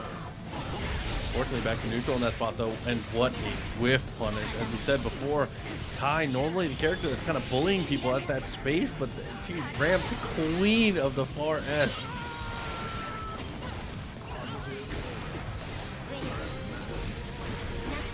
Fish out with that 2S again. I like that preemptive 2S from a little far away just in case Dany tried to go for a stun dipper, but instead we're going to go for the ride, the lightning, coast to coast. Good God, the burst comes out from SQ. Now it's the windshield wipers. Is it enough though? 5K. Doesn't do much. JP, what an answer. SQ playing like she's got a lot of life to lose.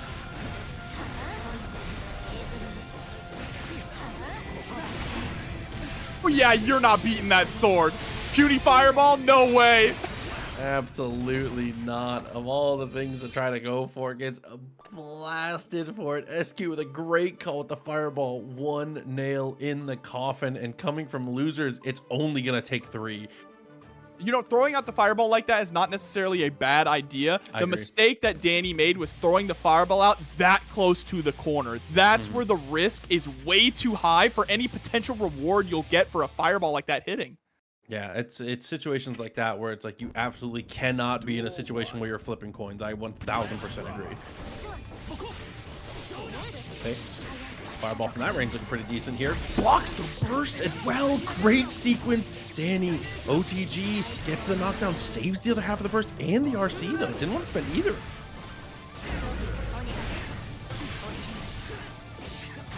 But look at that. We're going to try to even up the life total here. Going straight for the Gamma Ray. Calling Ram's rock stone edge hurts. Yeah, man, that thing is so accurate. How many stone edges I've missed? Don't do that. You're killing me. Okay, RTL breaks through, goes for the PRC, knew there was gonna be safe. How to put this pressure on. Tries to go for a bit of staggered pressure, but SQ was ready for it. Multiple hits with the overhead on the JP. Immediately sends out the laser again. Good God. Just no chance to survive that one. SQ up again.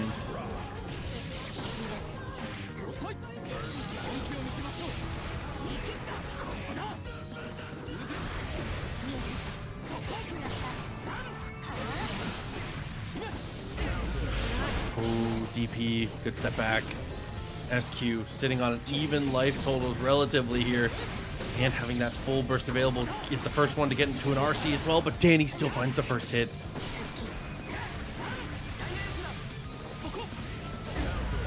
Oh, nice dash up 6P. RC for the side swap. SQ trying to get that positive bonus.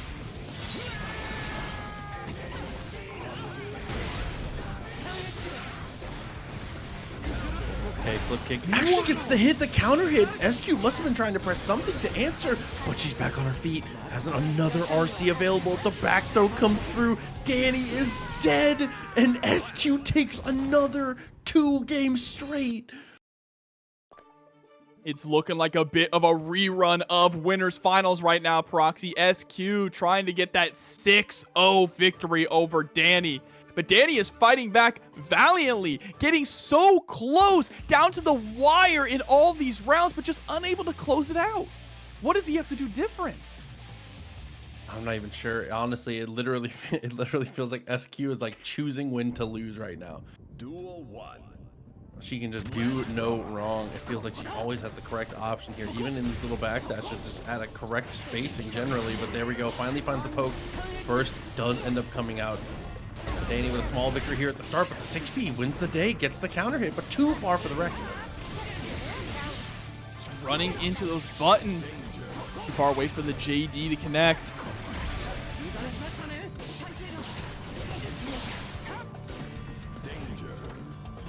Look at this. Negative penalty is a threat, but there we go. Sliding right on in.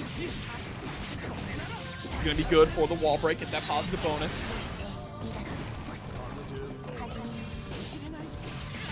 Oh, BRC slow down, able to get all the advantage off of this. Not going to build enough. Oh, does build enough for the meter here. Is going to be able to go for the laser. Not enough to kill, but Dany again in a horrible spot.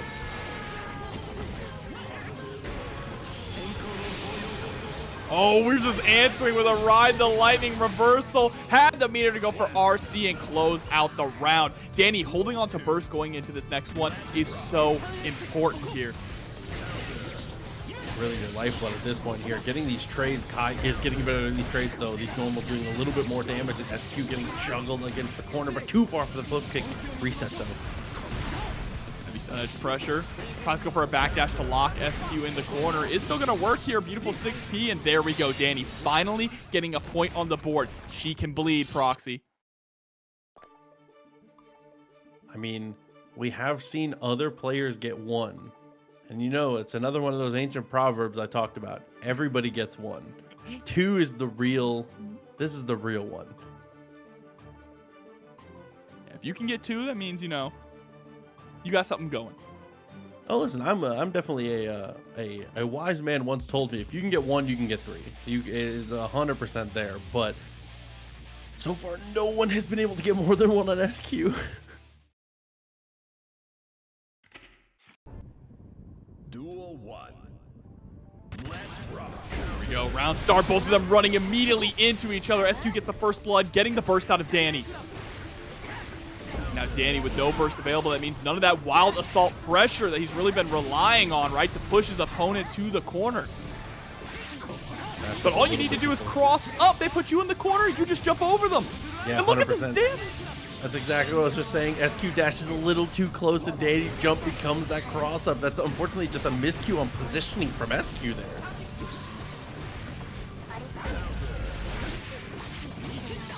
And you're dead.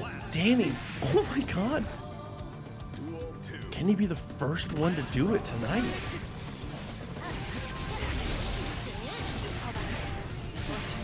Let's see. SQ not giving any leeway. Heavy stun edge comes out. Tries to run in deep, but gets tossed back towards the corner.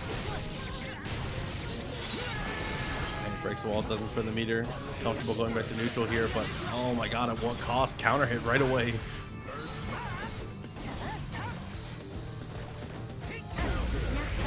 What a counter hit.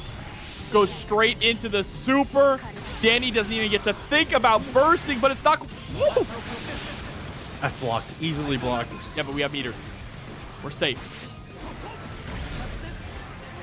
Immediately into the wall assault. As SQ up against the wall. Trying to fish for that 6H. KidDracula to lock you down. Yeah, a couple of jumps in a row. Still chilling here. Oh my god, and the perfect placement of the normal. Dany tries to go for the flip over. SQ sets it to tournament point. Oh, too far away to get the wall assault. Just sends 50 bursts down the drain. Still though, dash up 6P immediately into the Rekka series. Pushes him into the sword. Pushed him into the sword. Are you serious?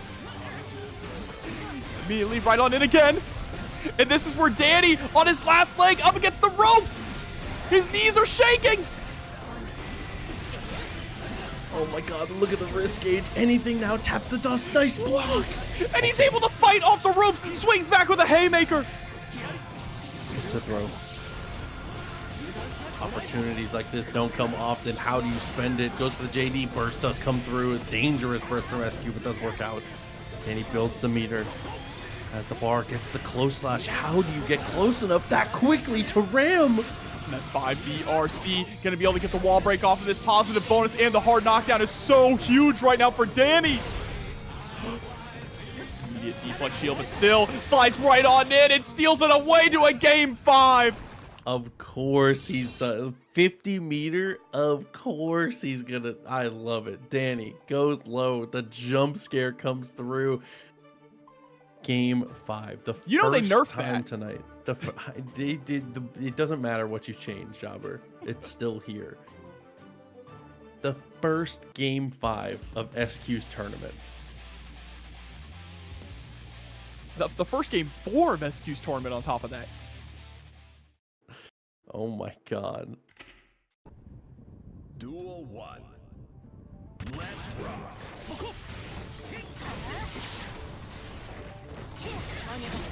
All right, here we go. It's either ending here or we're getting another set. And SQ is starting off strong.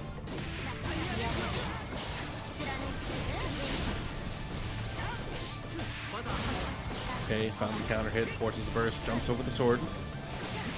Spacing here, but 6P is ridiculous. Yeah, I think using 6P as an answer to Dany trying to go for those bar slashes in neutral is a really solid decision here from SQ. It pretty definitively takes that round, once again sitting at tournament point. Got to see those Kai prayers in the chat. Okay, good fireball. Unfortunately, one good fireball not going to be good enough here. JP beats out the Foudre Yard.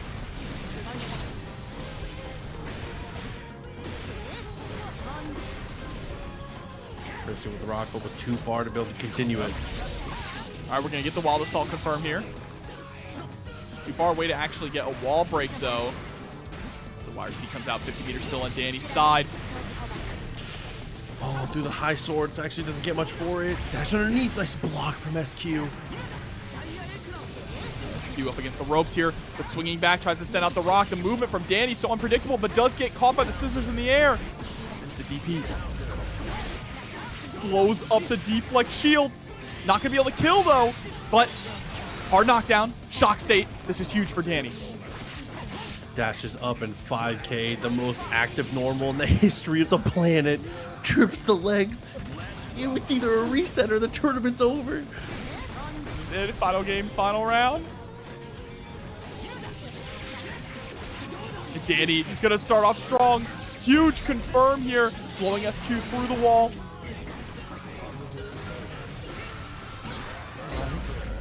Another huge hit. SQ not bursting. Oh, burst in the end. Just barely gets there. Not many resources to be able to spend here. Does block the low.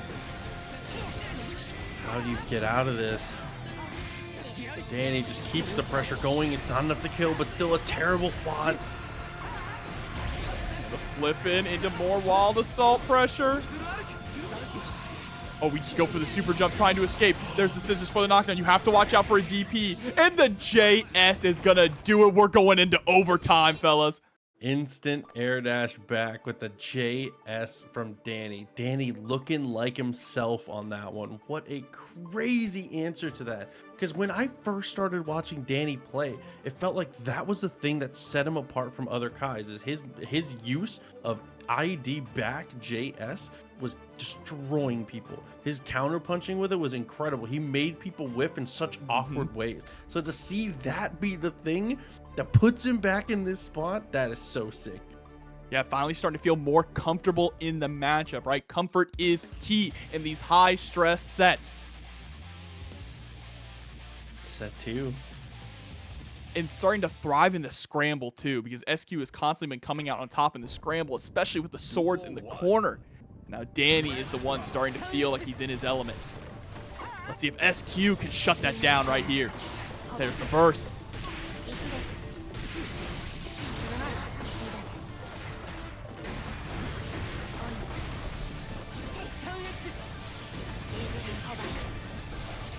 Okay, another block dashes underneath. I like that.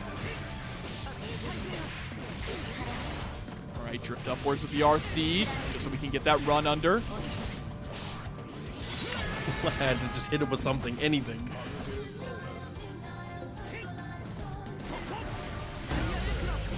Ooh, what a counter hit. Gets the pickup too with the dash forward 5H.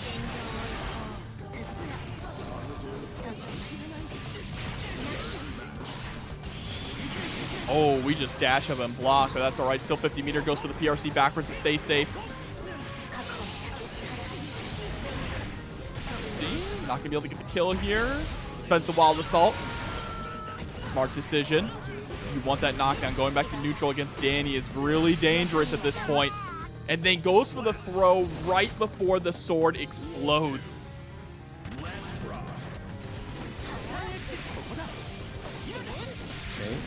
Oh, using the 6 to get under the fireball is kind of cute, but unfortunately, you leave yourself in a terrible spot for situations just like that. Dany commits fully to the forward jump right after the fireball. Uh-oh, your life bar. Oh my god.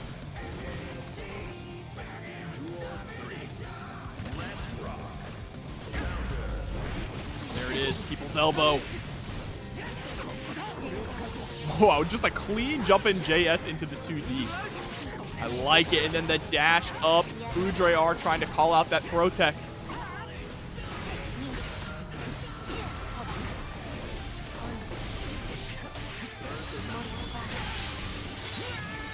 Okay, have your life taxed back. In return, goes for the close slash. Just block comes through. Almost actually creates some space to not have to block the rock, but unfortunately ends up having to spend a burst.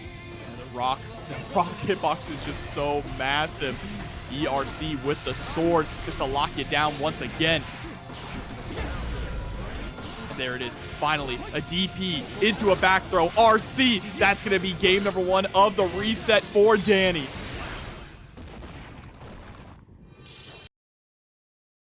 Breaking out of here tonight. Dude, it's just... I just can't believe it's even gone this far, dude.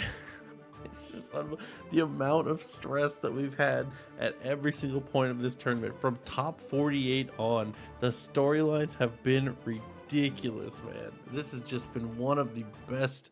It's actually been one of the best TNS Strive tournaments actually ever. In our 100 plus that we've done, this is actually unbelievable. It is phenomenal. We even got a dragon installed to win. Duel 1. Don't remind me. Let's rock. Let's go. I'm getting my hopes up for another one. Gets the throw. Oh, huge starter. Yep, again. Anytime that Kai hits you with 6H, you know what? You might as well just burst. Wow, wild assault in reaction to the push block there. Ends up working out beautifully. Breaks the wall with the second half of the bar.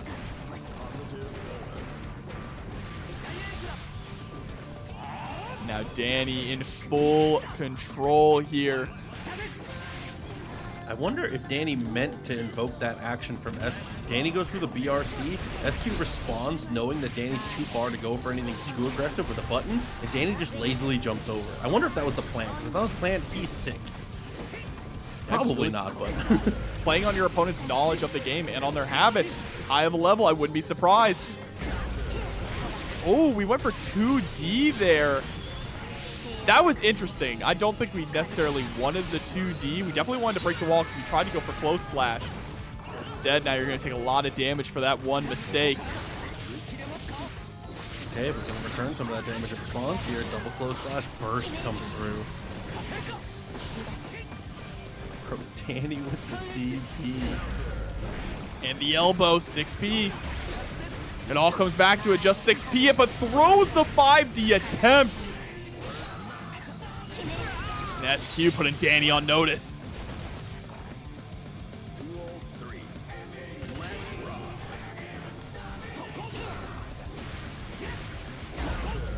The harassment with the close slashes. 3rd time's the charm, Proxy. Bro. Look at the life bar. Look at your health bar. Dany he throws the... Oh my god.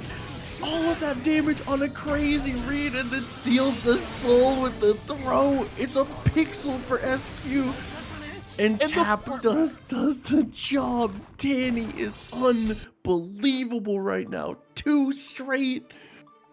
Yeah, closing out game 2 with a perfect on top of that. That is an exclamation point, a statement on this reset right now. Dany looking to get revenge, make SQ eat her own medicine here with a 3-0 victory. Can he pull it off? Can he finish the story? Your boy is on business right now. 2 games straight. SQ. Oh no.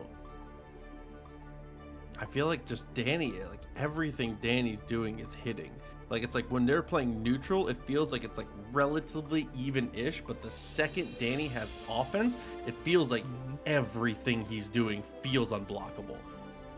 Yeah, and SQ has really been succeeding in the corner mostly, right? But Dany has been doing a good job of not allowing himself to be put in those situations. Or when he does, he's going to DP out. He's going to do anything that he can, burst, something. Just not be held down in the corner. Play in that mid screen where he feels a lot more confident and a lot more comfortable. So SQ taking a moment to breathe. What do you say, Take chat? Ready for a game 5? Duel 1. Let's rock.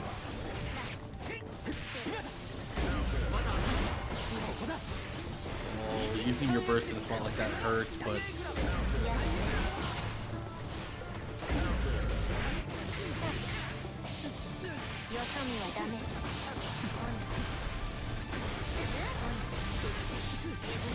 oh my god, Brock catches the backdash, all of that neutral. SQ ends up getting the better of it. 50 meters still available, now max meter at this point. All right, but Dany's still able to fight out of the corner. Not going to matter too much. That's a round in SQ's favor. Duel 2. Let's rock. Oh, the double jump. Recognizing that we were way too high to be able to land and go for a button, right? Pick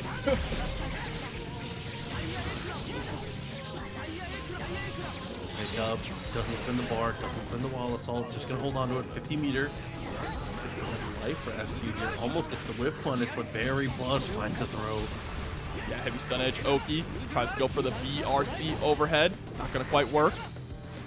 Oh, nice escape there from SQ in the immediate JP jail.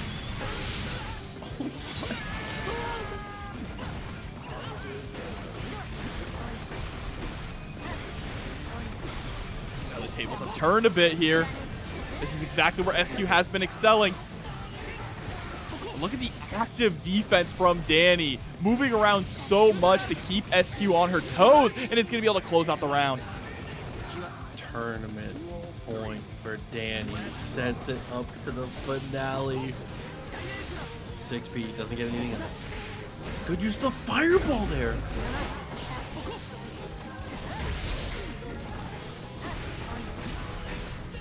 All right. Yeah, pressure's on in the corner. Dany has no resources to escape. Gonna have to find the gap. Thread the needle. But it's not looking too likely. Instead, it looks like SQ's gonna send us to the other side.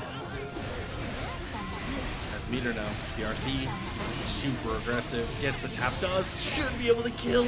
SQ says not quite yet. Chat, are you ready for a game 5? I'll ask you again, because you know where this is headed. Ooh. That one short break that SQ took just to steel herself, to think about what went wrong, reevaluate the situation, pays off. It allows SQ to put a point on the board in this reset.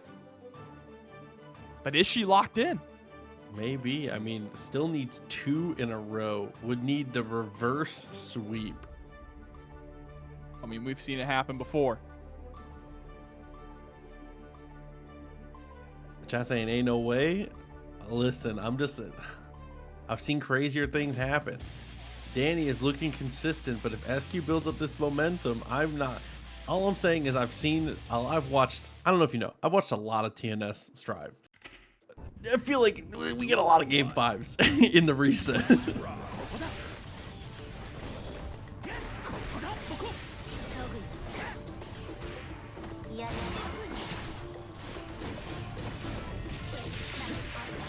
All right, Dany, here we go.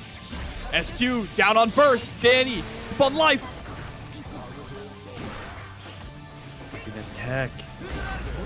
The flip kick forward gets the counter hit. Full damage, full control. Dany with the hard knockdown. This round is looking all Dany right now, still on a perfect. Does get caught finally on the backdash, but still sitting on 100 meters. TK, ride the lightning from that far away. Goes for the PRC. That was an overhead. Sneaky, sneaky. Trying to be careful. Doesn't want to get caught up on the rock here. Sets up for the potential flip kick, but now just threatens at that range. SQ with a brave jump in, but gets DP at the end. And there's the 2S into the 5H. Tournament point again. Dany going to be able to close it out this time. SQ is starting off with burst. Both players about to have burst.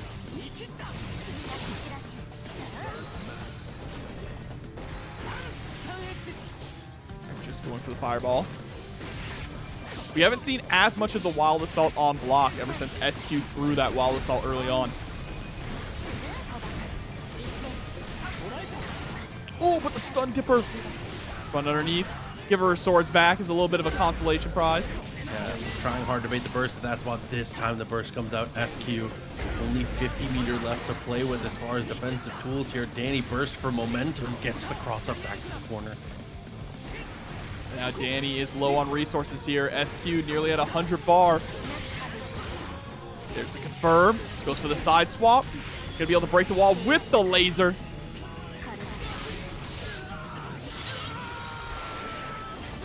Let's see now. There's the meaty rock. Just trying to reel in. And SQ able to take the round. Are we gonna see a game 5? Dany backdashes round start. SQ dashes forward and chills. Was just looking to see what was going to happen here. 6P connects. Step back is good. Ends up having to block a close slash there, but jumps away from the throw. Even better than the tech. Blocks the DP. Dany has to burn. Remember, in their first set, Dany was having a really difficult time closing out rounds. Hasn't been too much of a factor so far, but SQ is looking to make this comeback. Has burst available on top of that meter.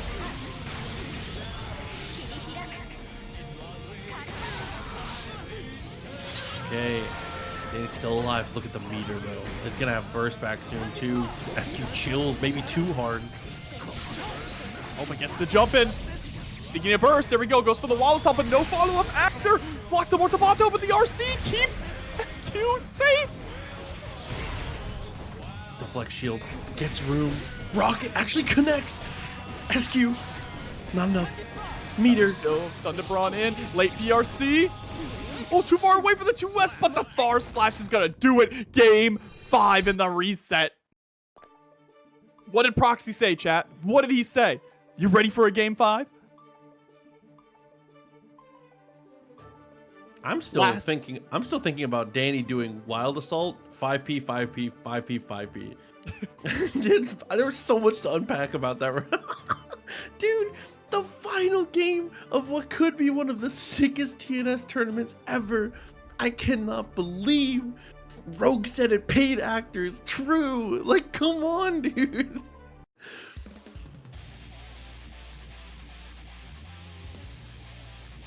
Production, can we get the script writers? They need a raise. Can you set that up for us? Last chance to hit up the Matcherino chat. Exclamation point Matcherino in the chat. Let's get it. Final game. Knocked out straight away. Goes for the heavy fireball. Finds the throw.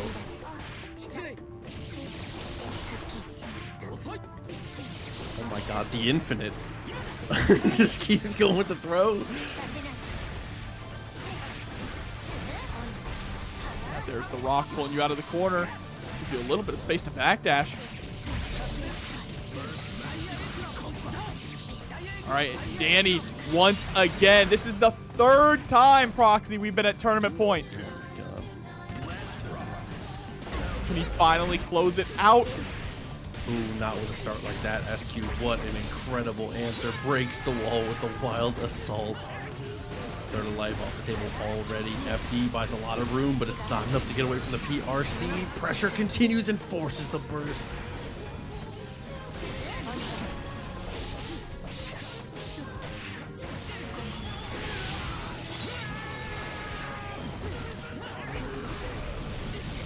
Oh no, it's not looking too good. Looks like maybe we might be going to final round unless Dany can bring this back.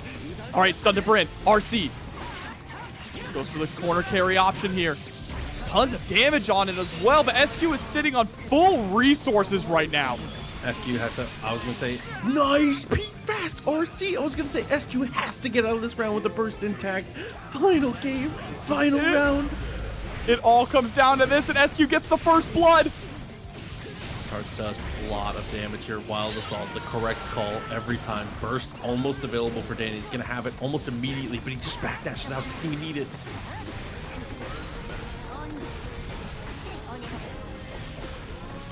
The INT backwards over the sword explosion. Burst finally comes out. Dany on his last legs. 6P connects. don't think it's enough. No, still alive. Look at the meter, though. SQ, big opportunity here. Trade comes through. You cannot keep trading. Dany, be careful. Gets the raw close slash with a burst from SQ. Finally, windshield wipers hits, and that's it. The queen takes her throne. SQ with the 3-2 in the reset.